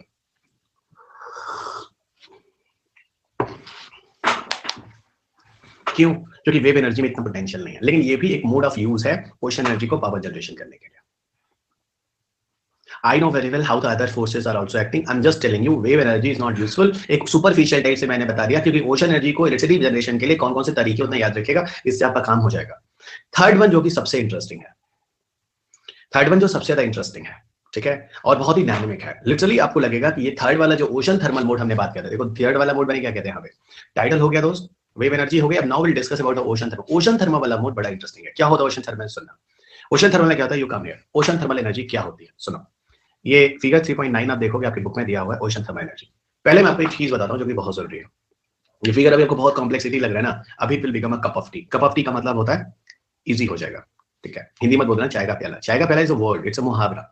इसका मतलब होता है it will become easy for everyone, ठीक है। ये कप ऑफ टी हो जाएगा। पहले एक बात बताओ, पहले तो एक कंडीशन सुनो, पहले इसका बैकग्राउंड सुनो। ओशन थर्मल एनर्जी वहीं पर ये चीज सक्सेसफुल होगी जहां अपर लेयर और लोअर लेयर के ओशन के वाटर का टेम्परेचर डिफरेंस, सुनिएगा, temperature difference at least 20 degree Celsius जरूर मेंटेन हो।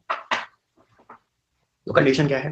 कंडीशन ये है कि जहां पर ओशन के सरफेस में ऊपर की तरफ और नीचे की तरफ का जो ओशन टेम्परेचर है उसका डिफरेंस एटलीस्ट 20 डिग्री सेल्सियस हो, वहीं पर ओशन थर्मल एनर्जी एक सक्सेसफुल तरीका होगा पावर जनरेशन का। फिर समझो मैंने आपको क्या कंडीशन दिया। जब तक ये चीज नहीं समझोगे मैं ओशन थर्मल एनर्जी आपको समझा ही नहीं सकता। मैंने बोला कि ओशन थर्मल एनर्जी प्लांट वहीं पर सेटअप करेंगे पावर जनरेशन के लिए जहां ऊपर के वाटर का और नीचे के वाटर का at least temperature 20 degree minimum maintain हो जाता हो। कहीं ऐसी जगह जहां ओशन में ऊपर और नीचे के लेयर में 20 डिग्री सेल्सियस टेम्परेचर का डिफरेंस मेंटेन नहीं होता, वहां पर ये चीज नहीं हो सकती है, ठीक है। अब मैं आपसे एक चीज पूछता हूं, मुझे एक बात बताना। मैं कुछ क्वेश्चंस पूछ रहा हूं और वो क्वेश्चंस इस पूरे कांसेप्ट के बैकग्राउंड से हैं, ओके। और ये चीज आपको समझना होगा। मैंने आपको बोला अच्छा एक काम करो, दोपहर के टाइम में अपने छत पे चले जाओ, ठीक है। समझो बच्चों, सारे बच्चों, है ना, ये सब मेरे कीवर्ड्स हैं जिन तरीकों से मैं आपको एग्जांपल से समझाने की कोशिश कर रहा हूं, to try to make your concepts very easy, ठीक है। मैंने कहा छत पे चले जाओ 2 बजे, ठीक है। तो मतलब अच्छा खासा धूप 2 बजे होती है और अच्छा खासा मान लो अब छत पर 2 चीजें रखी हैं, एक लोहे की रॉड रखी है, एक लकड़ी रखा हुआ है, एक लकड़ी की रॉड रखी हुई है। मैंने कहा अच्छा जाओ दोनों को जाके छू लो 2 बजे और मुझे बताओ कौन सा ज्यादा गर्म मिल रहा है, कौन सा ज्यादा गर्म मिल रहा है? डेफिनेटली आप पूरी तरह से सही हो, आयरन का रॉड ज्यादा गर्म है। जबकि बताओ लकड़ी ने भी 6 घंटे लाइट को रिसीव किया है और लोहा ने भी 6 घंटे लाइट को रिसीव किया है, लेकिन आप सब आंसर में मुझे बता रहे हो सर लोहे की जो रॉड है वो ज्यादा गर्म मिलेगी। क्यों? क्योंकि उसका घनत्व ज्यादा, उसकी डेंसिटी ज्यादा है, और डेंसिटी और घनत्व ज्यादा होने से वो हीट ज्यादा एब्जॉर्ब करता है, और हीट ज्यादा एब्जॉर्ब करता है तो ज्यादा गर्म रहता है। ये लॉजिक सबको पता था ना, क्योंकि उसकी डेंसिटी ज्यादा थी, वो ज्यादा कठोर था, ज्यादा हार्ड था। अब एकदम आप आंसर बता दोगे, एकदम बता दोगे, मतलब एकदम लव यू बोलने वाला स्टेटमेंट है मेरी तरफ से, है ना। मुझे पक्का पता है अगर कोई बंदे ने अगर मुझे गलत आंसर दिया ताली किल यू, याद रखना, ठीक है। चलो आपको समझ में आ गया कि पानी सॉरी ये कौन ज्यादा गर्म मिलेगा, आयरन का रॉड, क्योंकि वो ज्यादा डेंस है, ठीक है, बहुत बढ़िया। अब मैंने आपको एग्जांपल दिया, एक नॉर्मल पानी आपको दे दिया एक ग्लास में, ठीक है बच्चों, और दूसरा मैंने पानी के अंदर ना नमक घोल दिया, यानी वो समझो ओशन वाटर हो गया, ठीक है। दोनों को छत पे रख लिया और कहा जाके 2 बजे छुओ, दोनों में से कौन ज्यादा गर्म मिलेगा। लव यू 2 वाला आंसर है, नहीं तो मैं गला घोटने वाला बता रहा हूं।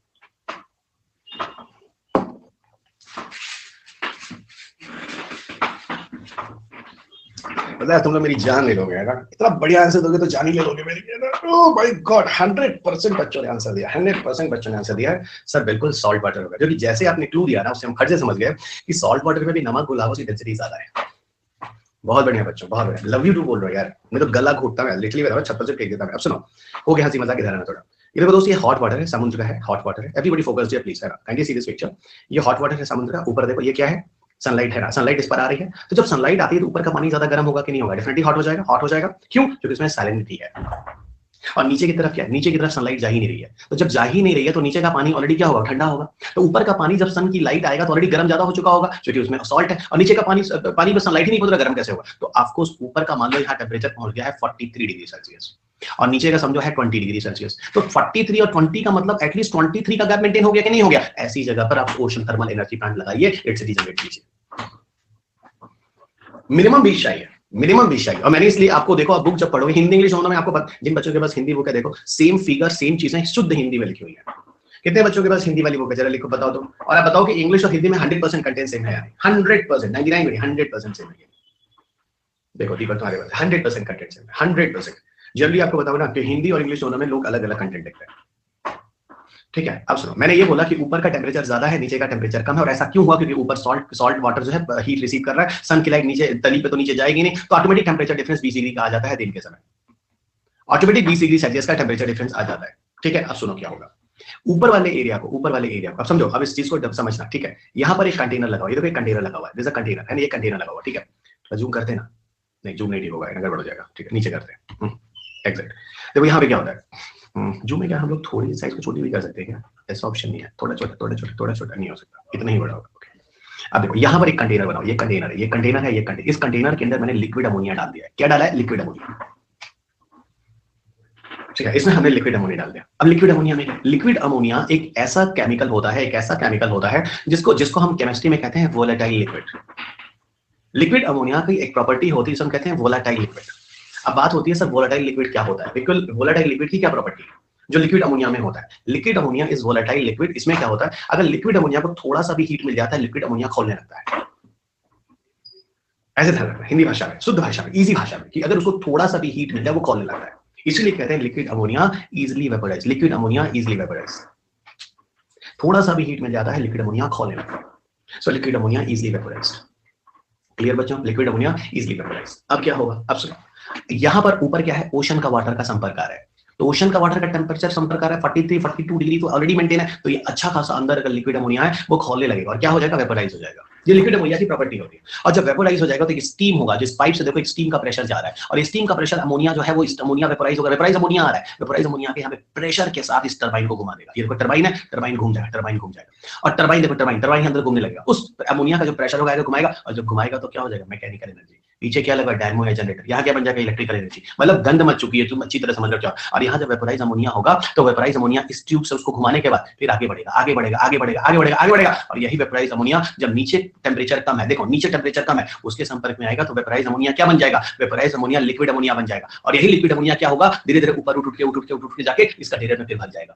तो लिक्विड अमोनिया को हम यहाँ लेकर उसको वेपोराइज करके अच्छा खासा प्रेशर के साथ यहाँ क्या करेंगे, टरबाइन को घुमाकर इलेक्ट्रिसिटी बनाएंगे। और ये पूरा का पूरा ओशन थर्मल सिस्टम ऊपर और नीचे के पानी के बीच के संपर्क में होगा, और इस तरह करके पूरा का पूरा सिस्टम होगा, इलेक्ट्रिसिटी जनरेशन होगा।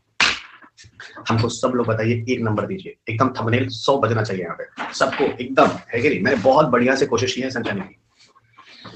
ओके, मैंने बहुत अच्छे से कोशिश की है समझाने की। अब ओशन थर्मल वगैरह ये सब कंसेप्ट आपके लिए कप ऑफ टी है, इजीली आप समझ सकते हैं। अभी तक आप रटते थे, अब चीजों को समझते हैं। अब आपको दिल करेगा किसी चीजों के बारे में डिस्कशन करने के लिए, क्योंकि वो कॉन्फिडेंस है आपके पास। इसमें मरीन स्पीसीज का कुछ होगा कि नहीं होगा, देखो हम ना यहाँ से पावर जनरेशन की बात कर रहे हैं। मरीन स्पीसीज वगैरह को डिस्टर्बेंसेस वगैरह हम नहीं करेंगे, वो हमने लगा दिया, मरीन स्पीसीज अगल बगल हो जाएंगे। ओके बच्चों, चलो, अरे हो गया बस, बहुत हो गया था। ठीक है, अब यहाँ पे हमारा मरीन स्पीसीज जरूरत नहीं है, हमारा पावर जनरेशन है। मरीन स्पीसीज के लिए क्या होगी, अगल बगल हो जाएंगे। मान लो बहुत ज्यादा सेंसिटिव एरिया तो हम नहीं लगाएंगे, सब कुछ एक बैलेंस में करके करेंगे बच्चा।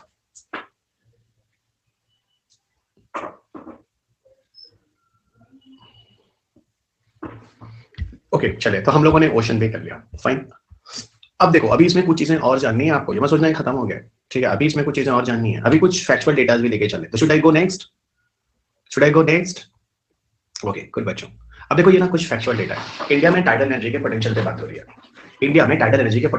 तो यहाँ आप गल्फ ऑफ कैम्बे देख लो, गल्फ ऑफ कैम्बे और गल्फ ऑफ कच्छ, ये ऐसे एरियाज हैं जो इंडिया के वेस्ट कोस्ट में है, जहां पर अच्छा खासा टाइडल एनर्जी का पोटेंशियल है।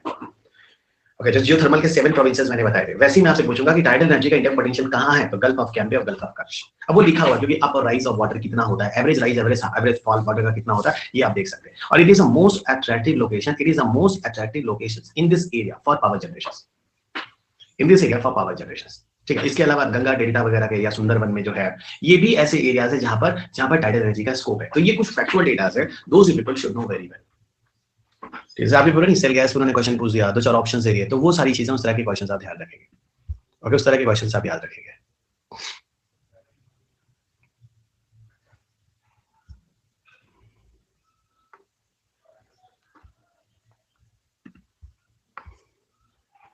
ओके तो ये पूरा का पूरा आपका हो गया टाइटल एनर्जी वगैरह। ठीक है, ये बुक नहीं है, ये फोर्थ एडिशन है। ठीक है, ये अब नहीं लेना है। ठीक है, जो पीडीएफ बनाया था उसमें बताइए, फिफ्थ एडिशन आपको लेनी है, फिफ्थ एडिशन पर्पल कलर की है।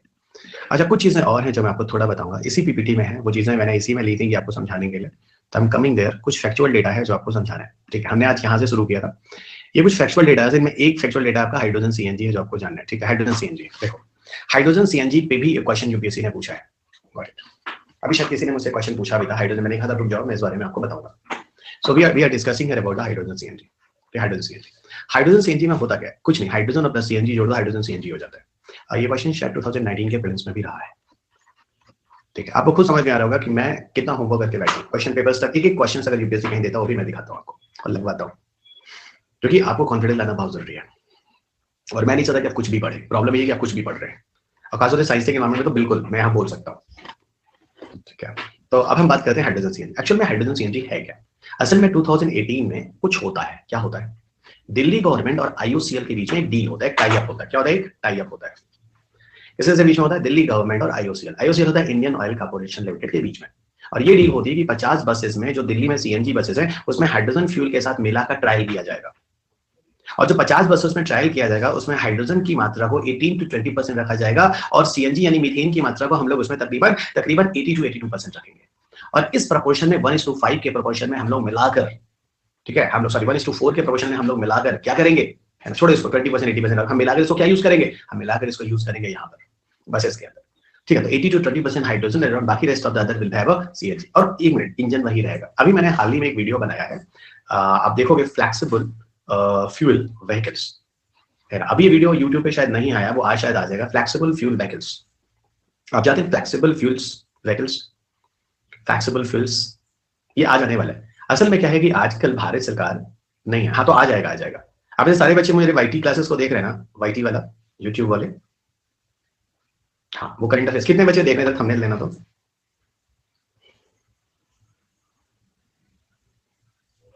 बहुत अच्छा। आप लोग ना उन वीडियोस को दूसरों को शेयर करो, उसमें ना जो इंपॉर्टेंट टॉपिक होते हैं, बहुत अच्छा, 84 बच्चे हैं ना, उसमें जो इंपॉर्टेंट टॉपिक्स होते हैं और जो करंट अफेयर्स के टॉपिक होते हैं, दोनों, जो इंपॉर्टेंट टॉपिक साइंस टेक में है ऑलवेज, और जो करंट अफेयर्स के टॉपिक है वो दोनों, है ना, ये काफी फायदेमंद होगा हर सब बच्चों के लिए। हमारे बच्चों के लिए जानते हो सबसे ज्यादा फायदेमंद होगा। क्यों सबसे ज्यादा फायदेमंद? इसलिए हमारे बच्चों के लिए होगा क्योंकि आप मुझी से पढ़े हो, आप मेरे से पढ़े हो, तो मेरे से पढ़े होता ना, टॉपिक आपको जुड़ता हुआ दिखेगा करंट अफेयर्स से। अरे सर ये तो आपने समझाया था, उसी का करंट अफेयर्स आपने ऐड कर दिया। ठीक है, उससे आप आसानी से जोड़ सकते हो। ठीक है, तो वो इसलिए मैंने कहा कि मेरे बच्चों के लिए करंट अफेयर्स और फायदा हो जाएगा। बाकी को तो ठीक है, क्योंकि आप उसका बैकग्राउंड समझ रहे हैं, और आपको सबसे ज्यादा फायदा ये होता है कि मैंने आपको जिस तरीके से उसका बैकग्राउंड समझाया, उसी तरीके के बैकग्राउंड को जोड़ते उसका करंट अफेयर जोड़ देता हूँ। अब ऐसे काफी बच्चे हैं जिन्होंने देख रहे होंगे, उनको फायदा हो रहा होगा। अब सर इसमें फायदा क्या है? इस मिक्सिंग में फायदा क्या है? इस मिक्सिंग में फायदा यह है कि एक्चुअल में क्या होता है कि जो हाइड्रोजन सीएनजी हो जाता है, उसकी वजह से कार्बन मोनोऑक्साइड का एमिशन काफी कम हो जाता है। यानी जब सीएनजी जल रहा था, उससे सीएनजी मतलब जो मीथेन जल रहा था, उससे जो कार्बन मोनोऑक्साइड निकल रहा था, अगर हम कंपैरिजन करें तो उससे कंपैरिजन में हाइड्रोजन सीएनजी मिक्सिंग के बाद जो कार्बन मोनोऑक्साइड का एमिशन था वो 70% कम हो गया। और कार्बन मोनोऑक्साइड बहुत खतरनाक है, आपको पॉल्यूशन है बताऊंगा, CO poisoning, carbon monoxide poisoning के नाम से जानते हैं। दम घोटू होता है, आपका हीमोग्लोबिन को बांध देता है और ऑक्सीजन सप्लाई को रोक देता है बॉडी में। और प्लस दूसरी चीज क्या होती है, हाइड्रोजन सीएनजी की वजह से माइलेज और एक्स्ट्रा हो जाता है, माइलेज और ज्यादा अच्छा हो जाता है। तो आप ये कह लो कि उसी उसी अमाउंट के फ्यूल में एक्स्ट्रा एक्स्ट्रा चल जाते हैं, जिसके लिए आपको एक्स्ट्रा फ्यूल जलाना पड़ता, तो काफी हद तक आपने 5% राउंड एक्स्ट्रा एक्स्ट्रा फ्यूल की सेविंग भी कर ली। और तीसरा क्या होता है पता है आप लोगों को? मैंने पीछे ऑक्टेन नंबर बताया था, डू यू रिमेंबर बच्चों? ऑक्टेन नंबर तुम लोग को याद है? बहुत बढ़िया। ऑक्टेन नंबर क्या होता है? क्या होता है? ग्रेडिंग। और अगर एक बात बता दो, अगर अगर हमारा ऑक्टेन नंबर बढ़ जाए, तो ये बताओ कि सीएनजी जो जल रहा था और हाइड्रोजन के साथ मिलाने से उसका ऑक्टेन नंबर बढ़ जाए, तो उसका परफॉर्मेंस क्या हो जाएगा? उसका परफॉर्मेंस क्या हो जाएगा? बढ़ जाएगा। अब देखो तुम लोग ना टेक्निकल वर्ड्स को समझने लगे हो, हायर ऑक्टेन नंबर हो जाएगा। देखा, हायर ऑक्टेन नंबर हो जाएगा। ठीक है, और आप लोगों को क्या लगता है टेक्नोलॉजी बहुत हाई फाई क्वेश्चन आता है? कुछ नहीं आता, सिर्फ बेसिक्स आता है। प्रॉब्लम आपकी, आप लोग you are not good in the basics. इससे ज्यादा नेगेटिव है सर, नेगेटिव ये है कि ये कॉस्टली है। इससे ज्यादा नेगेटिव ये है कि ये कॉस्टली है। याद रखना, सिर्फ neither everywhere it is good and good and good, नहीं तो ये हर तरफ से ये क्या है, ये अच्छा है।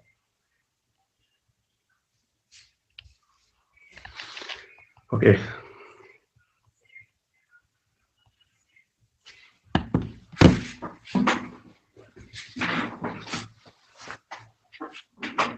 ओके एवरीवन, ठीक है। हाइड्रोजन सीएनजी, तो ये थोड़ा मिसलेनियस टॉपिक है, इसे ध्यान रखना। सर प्रॉब्लम हम लोगों का है सिर्फ स्पेस पढ़ते हैं। करंट अफेयर्स वाईटी सेशन में आता है, वो टेलीग्राम पे मेरा लिंक है, वहीं पे रहो, ठीक है, वाईटी सेशन के लिए। वहां पे मेरे वाईटी सेशन के वीडियोस में शेयर करता हूँ।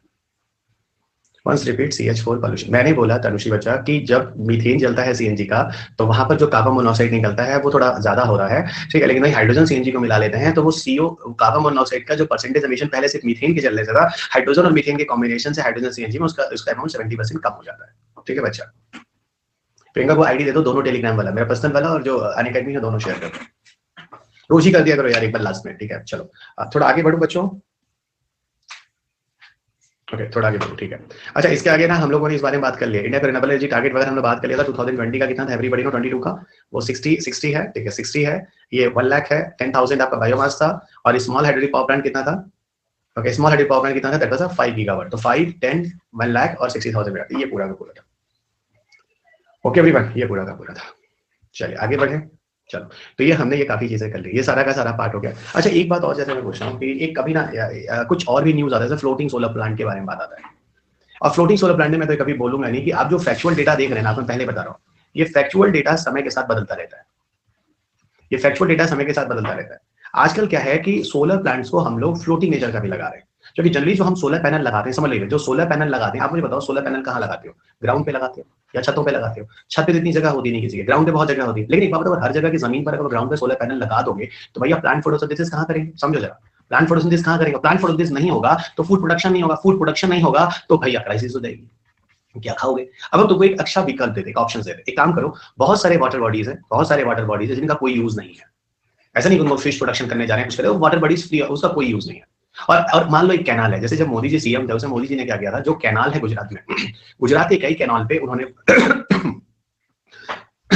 सॉरी, जो कैनाल है उसके ऊपर उन्होंने फ्लोटिंग सोलर प्लांट्स लगा दिए थे। ऐसा सोलर प्लांट जो पानी पर तैर रहा हो, तो उससे फायदा क्या होता है, कैनाल जो गर्मी के दिन में सूख जाते हैं, ऊपर जो होगा वो फ्लोटिंग सोलर प्लांट एक बैरियर की तरह होगा, और वो वाटर के लॉस को भी नहीं होने देगा। मतलब क्या दिमाग है, फिर मैं कह रहा हूँ यहाँ पर उस कैनाल में ना फिश प्रोडक्शन नहीं होता है। मैंने अभी बोला कि जहां पर पानी का कोई यूज नहीं है, लोग उसको ना फिश प्रोडक्शन के लिए करते हैं ना, उस जगह को ले लो ना, समुद्र में ले लो, काफी समुद्र में उतना बड़ा जगह है, उसी जगह पे मछली पैदा कराओगे जहां पे तुम सोलर प्लांट लगा के बिजली बना रहे हो, उतना बड़ा समुद्र मछली कहीं और नहीं हो जाएगी, तुम पूरे समुद्र में सोलर पैनल बिछाने जा रहे हो। तो ऐसा क्वेश्चन का आंसर देते ना कभी हमारा मेरा दिमाग घूम जाता है कि मैं इनको पढ़ा रहा हूँ।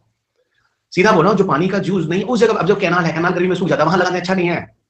अब तुम बताओ कैनाल में तुमको मछली पैदा करनी, न लगाओ सोलर पैनल, हम कहां मना कर रहे हैं, न लगाओ सोलर पैनल, हम बता रहे हैं फ्लोटिंग सोलर प्लांट कहां है, जहां हम लगा रहे हैं, खत्म बात, ठीक है? समझो जरा, थोड़ा समझो, दिमाग लगाओ, मछली पैदा कर रहे हैं, अरे नहीं कर रहे, हम इलेक्ट्रिसिटी बनानी, नहीं मछली से लेना देना है, खत्म बात।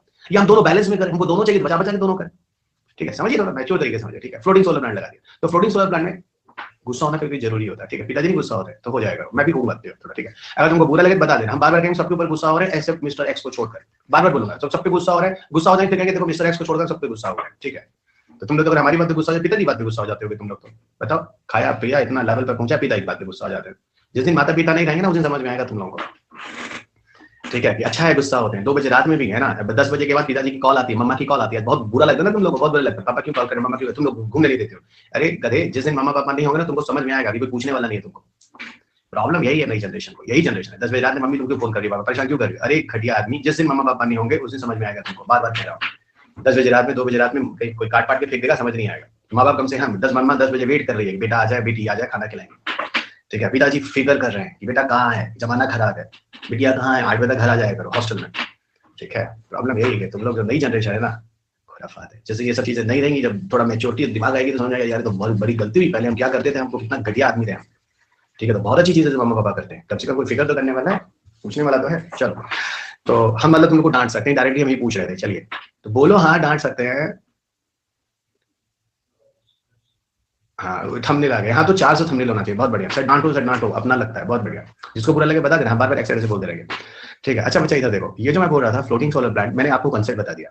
असल में क्या होता है ना, जैसे बानासुरा डैम, फिर उसका विशाखापट्टनम, ये सब लग रहे हैं, पता है हर साल, मैंने इसको काट दिया, जान के क्यों काट दिया, क्योंकि हर साल कुछ ना कुछ न्यू अपडेट्स मिलता है यहाँ पे। तो मैंने इसलिए बोला यहाँ पे रिजल्ट मत हो जाना कि यही है विशाखापट्टनम, यही विशाखापट्टनम रहेगा, यही प्रॉब्लम है तुम लोगों की कि तुम लोग करंट अफेयर्स के टच में नहीं हो। अभी मैं फ्लोटिंग सोलर प्लांट पे भी अगला जल्दी 1-2 वीडियो बनाने वाला हूँ, ठीक है, एक दो इसलिए काट दिया, ये सब कुछ नहीं है, हर साल हर दिन कुछ ना कुछ नया हो सकता है, यहाँ पे बहुत ज्यादा फिक्स होने की जरूरत नहीं है। जब मैं बुक लिखता हूँ उसमें कुछ और होता है, अगले साल बुक लिखता हूँ कुछ और होता है, तो ये फैक्चुअल डेटा, तो मैंने लिख दिया ये फैक्चुअल डेटा है और इसको हमेशा अपडेट करने की जरूरत है।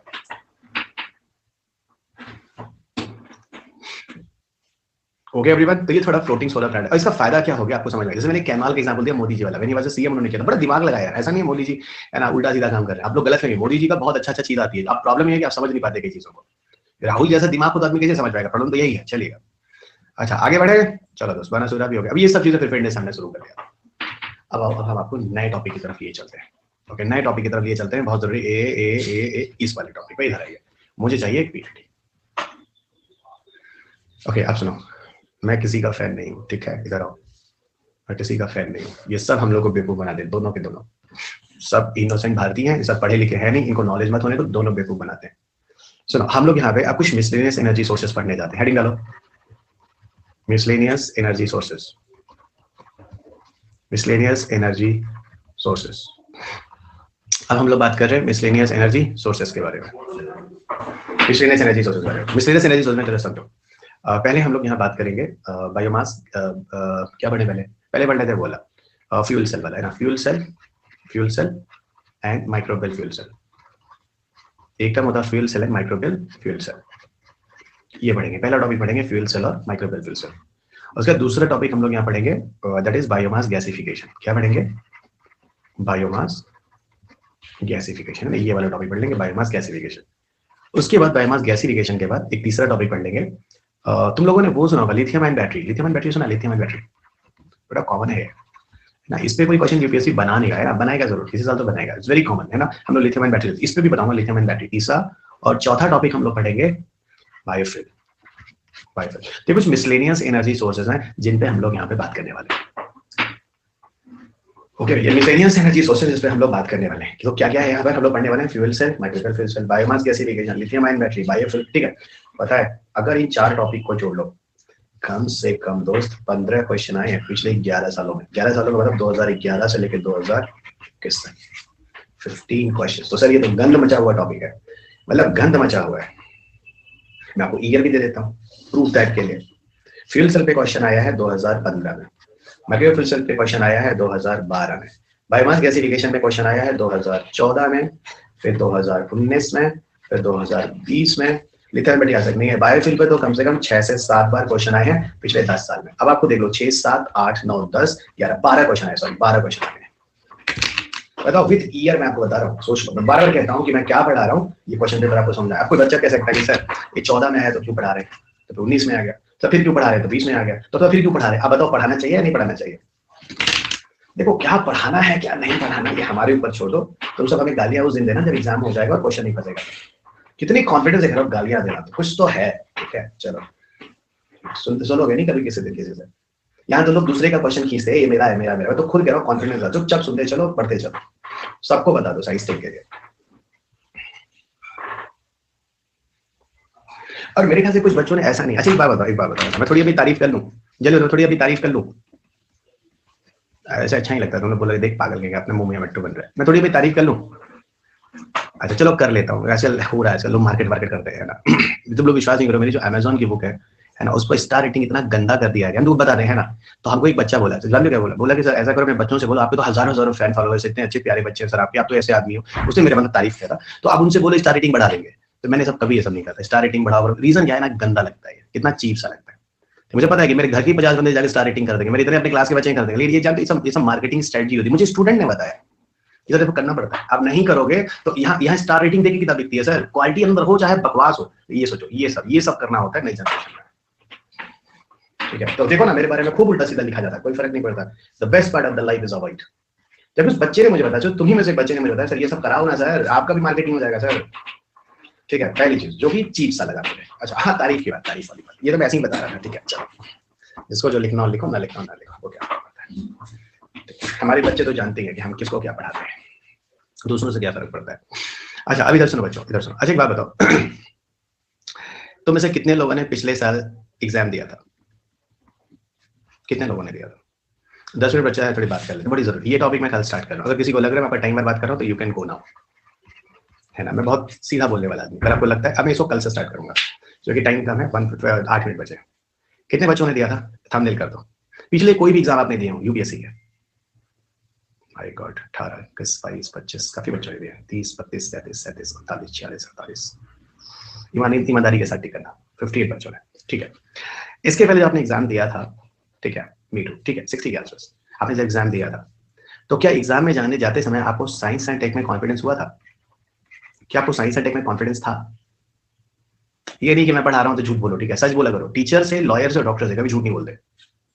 भाई गॉड, किसी ने नहीं बोला। हाँ, एक बच्चा तो बोल दे यार, ऐसा ना करो। एक बच्चा, 1% भी नहीं था। अच्छा अच्छा। हाँ, प्रियंका को था। वेरी गुड बच्चा, एक बच्चे ने बोला कॉन्फिडेंस था। तो मैं प्रियंका से पूछूंगा, प्रियंका बच्चा अगर तुम्हें कॉन्फिडेंस था, नहीं मैं सिर्फ साइंस के बारे में बात कर रहा हूँ, मैं साइंस अभी पढ़ा था सुना है ना। प्रियंका बच्चा अगर तुम्हें साइंस में कॉन्फिडेंस था तो तुमने साइंस में कितने क्वेश्चन बनाए थे? तुमने साइंस में कितने क्वेश्चन बनाए थे? चलो, तो 4 क्वेश्चन बनाए थे। Very good. तो मतलब 13 में से आपने 4 क्वेश्चन बनाए थे। पिछले साल साइंस से कम क्वेश्चन से 13 थे, हमेशा 17, 18, 19 होता है, ठीक है। बहुत अच्छा, तो बहुत ईमानदार हो, मुझे अच्छा लगा, ठीक है। अब बाकी बच्चों से मैं पूछ रहा हूँ, सिर्फ मैंने आपके भी 4 दिन क्लास ली है। कितने दिन? 4 डेज, सिर्फ 4 डेज, ठीक है। आपने वहां साल भर तैयारी की, उसके बाद आपने पेपर भी दिया, या पढ़ने के बाद भी कॉन्फिडेंस नहीं आया। 4 दिन में आपको क्या मिला? कॉन्फिडेंस मिला? एक पोल करते हैं, एक पोल करते हैं ना। 100% कॉन्फिडेंस हुआ, 75% कॉन्फिडेंस हुआ, 50% कॉन्फिडेंस हुआ, या 0% अभी भी कॉन्फिडेंस है, ठीक है। मैं पोल करता हूँ। तो ये है ए ऑप्शन, ये है बी ऑप्शन, ये है सी ऑप्शन, ये है डी ऑप्शन, ठीक है। चलिए, तो आपको बता दें कि इस ऑप्शन में क्या क्या, 100% कॉन्फिडेंस, 75% कॉन्फिडेंस, 50% कॉन्फिडेंस, या 0% कॉन्फिडेंस। तो ये रहा आपका पोल, और ये होता है स्टार्ट, क्रिएट, एंड ये हुआ yes. Let me check. Poll आया क्या? पता नहीं यार मैं क्या कर रहा हूँ। पोल आया क्या? नहीं आया। तो यही सब है, तुम लोग मुझे अनाड़ी बोल रहे हो। साइंस इकोनॉमिक पढ़ा रहे हैं, सोच आता ही नहीं। अभी नहीं आया क्या? पता नहीं आया क्या? नहीं आया ना, चलो छोड़ो, नहीं आया। लास्ट में शायद पोल वोल नहीं आता क्या?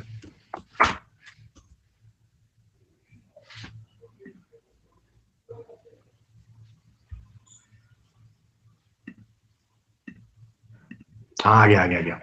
जल्दी बताओ, ए बी सी डी। वाह, मेरे को बहुत अच्छा लगा, किसी बच्चे ने 0% नहीं बोला। यानी मैंने आपको 3 दिन में, है ना, 30% बच्चों ने मुझे 30% बच्चों ने 100% दिया है, 36% बच्चों ने मुझे 75 दिया है, अप्रोक्स 34% बच्चों ने मुझे सी दिया है। मतलब कोई भी बच्चा ऐसा नहीं जिसको कॉन्फिडेंस नहीं हुआ है। तो आप मुझे बताओ कि इस बार आपने एग्जाम देते समय, अच्छा हो सकता है बच्चे, हो सकते हैं, इसका मतलब नहीं 100% अभी करने की जरूरत नहीं, हो सकता है थोड़ा समय लो। मैंने बोला था 15 दिन समय लो, अभी 3 दिन में डिसीजन मत लो। तो यानी एक चीज है जो आपको 3 दिन में मैंने दिया, वो क्या दिया? भरोसा, कॉन्फिडेंस। जो आपने पिछले साल पूरे साल पढ़ने के बाद आपको कॉन्फिडेंस नहीं आया, यहाँ पर सिर्फ 3 दिन में कॉन्फिडेंस आ गया। तो मैं वही अपनी तारीफ कर रहा था। लेकिन सुनो, यहाँ मेरी तारीफ नहीं है, यहाँ आपकी भी तारीफ है। क्यों? आपने भी मुझे टाइम दिया, आपने भी मुझे सुना। ओके एवरीवन, आपने भी मुझे टाइम दिया। तो तुम्हारी भी जय जय और हमारी भी जय जय। ओके एवरीवन, आपने मुझे सुना। It's not only because of me, it's only also because of you. और चीजें म्यूचुअल होती है दोस्त, चीजें म्यूचुअल होती है। मैं अपनी कितनी भी मेहनत करता जाऊँ, हार्ड वर्क करता जाऊँ, जब तक आप मुझे सुनोगे ना, if you will not be a listener ना, तो मेरा सारा काम बेकार हो जाएगा। इसीलिए मैंने आपसे क्या रिक्वेस्ट किया था, मैंने आपसे किया था कि दोस्त सबको जोड़ो, सारे बच्चों को जोड़ो। मैं अकेडमी में नया हूँ, मैं भी 3 दिन और 4 दिन ही हुए, लेकिन इतना मैं जरूर विश्वास रखता हूँ कि मैं आप सबके साथ ऑनेस्टी के साथ क्लास लूंगा और बहुत मन से पढ़ाऊंगा, ठीक है। रीजन मैंने बता चुका हूँ, क्योंकि मुझे अपनी जिंदगी में टीचर्स बहुत अच्छे मिले हैं। आज मैं जो भी हूँ अपने टीचर्स की वजह से। 18 साल की उम्र से मैं आईएएस के बच्चों को पढ़ा रहा हूँ। It is only because of my teachers. मैं भी कोई बहुत अच्छा इंटेलिजेंट बच्चा नहीं था, मेरे टीचर्स ने मुझे बहुत अच्छे से पढ़ाया था। And they were very dedicated, they are very devoted. वो लिटरली हम लोगों को साइकिल में बैठा के भी पहाड़ा याद कराते थे। उनके घर में चले जाते तो गुरु मैया आती, हमें खाना भी खिलाती थी। तो हमें टीचर्स ऐसे मिले हैं। तो literally I want to be teacher like them. और मैं एज अ पैशन इस प्रोफेशन में आया हूँ, ठीक है। आप सब जानते हैं आईटी दिल्ली का प्रोडक्ट हूँ, मैं बाहर भी रहा, इंडिया के बाहर भी। मेरे पास जॉब्स की कमी नहीं थी, but still I came here to join your classes. और अनअकैडमी में आने के सिर्फ एक ही पर्पज है, पैसा कभी मत सोचना, आप बहुत छोटा सोचते हो। मैं इंडिया के बाहर डॉलर्स नहीं, यूरोज में कमाता था। आपको मैं बता नहीं सकता कितने यूरोज थे। तो अनअकैडमी में मैं आया हूँ, क्योंकि अनअकैडमी में सबसे अच्छा मुझे क्या मिला कि मैं openly here I can teach. और सबसे बड़ी चीज मैंने देखा, 50-50 लाख इनके यूट्यूब पे पड़े हुए हैं। तो मुझे लगा यार 50 लाख बच्चे हैं, इनके साथ जुड़ना बहुत ही ईजी है। नहीं तो रवि अग्रवाल जिंदगी भर इतने बच्चों के साथ जुड़ नहीं पाएगा। तो आई थॉट कि this is the best platform जहां पे I can easily connect to everyone.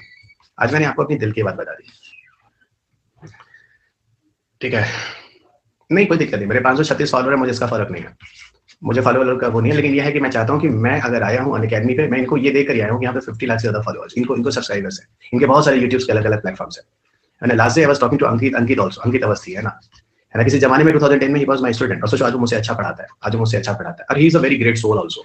Ankit Awasthi is very great soul also 2010 में, ठीक है। सोचो, तो हमारे पास इतने प्यारे प्यारे बच्चे हैं, है ना। ये कह रहा मैं महिपाल, देखो कितने प्यारे प्यारे बच्चे हैं ना। तो ये सब जैसे हम लोग नहीं आए किसी से पढ़कर, तो ये सब भी बच्चे देखो मेरे बच्चे है ना, कितना अच्छा करते हैं, ठीक है। तो मैं एक्चुअल में इन बच्चों से, अंकित, महिपाल, इन सबसे पूछ कर ही आया कि is it the good platform for me, they told me yes sir you should go head, और यहाँ आपकी जरूरत है, ठीक है। और अंकित और Mahipal, I love them most, और मैं उनकी रिस्पेक्ट बहुत करता हूँ, मेरे बच्चे हैं ये सब, ठीक है।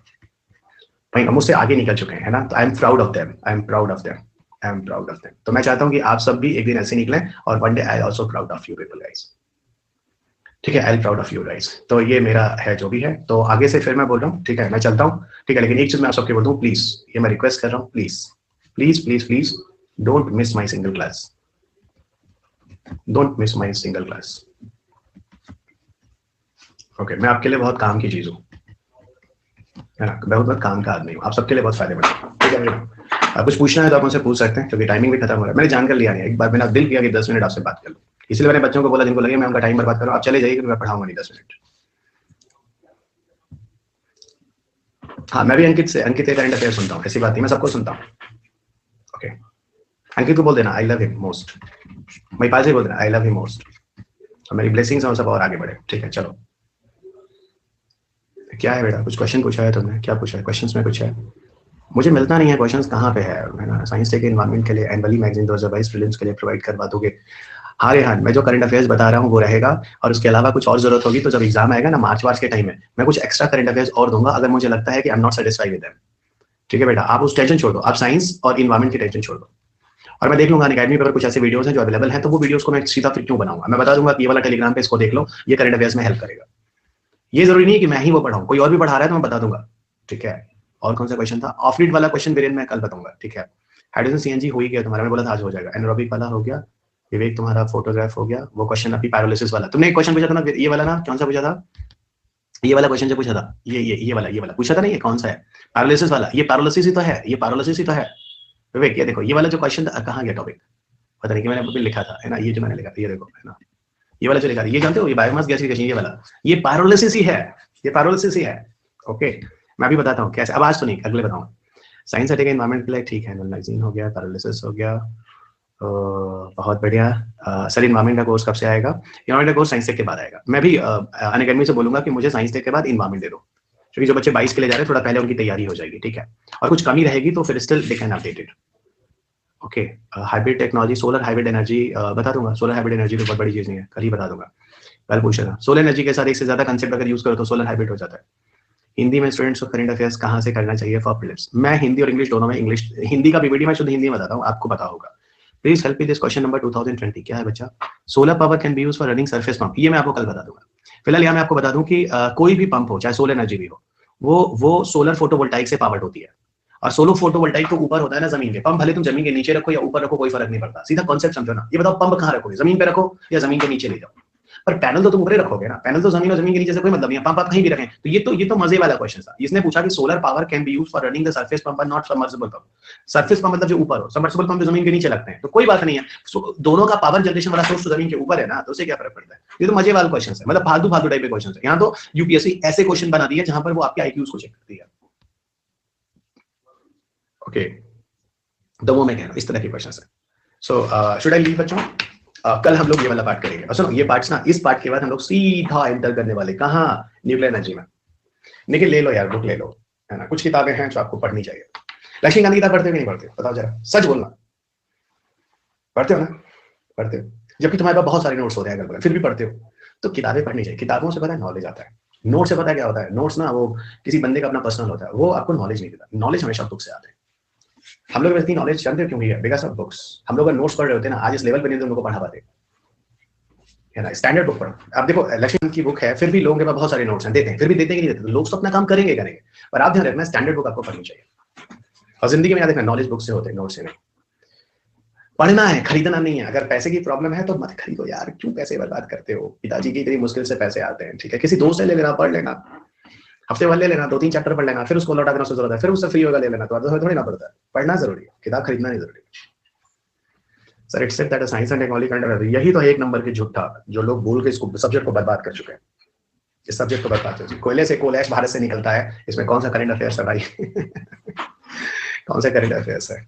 मतलब वही मैं कह रहा हूँ, पूरे मार्केट में इसको मार्केट बना दिया। होता क्या, मैं आपको बताऊँ, आप जो पढ़ाते हैं कुछ आता जाता है नहीं, तो ये सब्जेक्ट क्या हो गया, कुछ करेंट से आया है इसलिए कुछ आया है नहीं, प्रॉब्लम यही है। और आप बच्चे, मैंने बोला ना तुम लोग बहुत इनोसेंट हो, तुम लोग बहुत इनोसेंट हो, तुम्हारी गलती है ही नहीं, तुम्हारी गलती है ही नहीं, इसीलिए आया हूँ। रुको, वैशाली आनंद मैडम की बुक है, बहुत अच्छी बुक है, बहुत अच्छी बुक है, आप उसको फॉलो करना, ठीक है, उसको फॉलो करना, मैडम की बहुत अच्छी बुक है, ठीक है, ठीक है बच्चों, ठीक है। पर रुको, मेरी बुक आ रही है इसलिए आप ही कुछ, अगर वैशाली आनंद है तो कोई और खरीदने की जरूरत नहीं है, फिर आप मेरी बुक किसी दोस्त से लेके पढ़ लेना, ठीक है।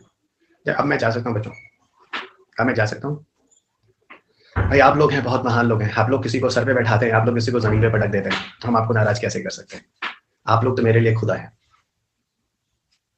आप लोग मेरे लिए खुदा है भाई। चलिए, आप लोग बताइए आम जनता कितनी पावरफुल होती है। चलिए, थैंक यू, बाय।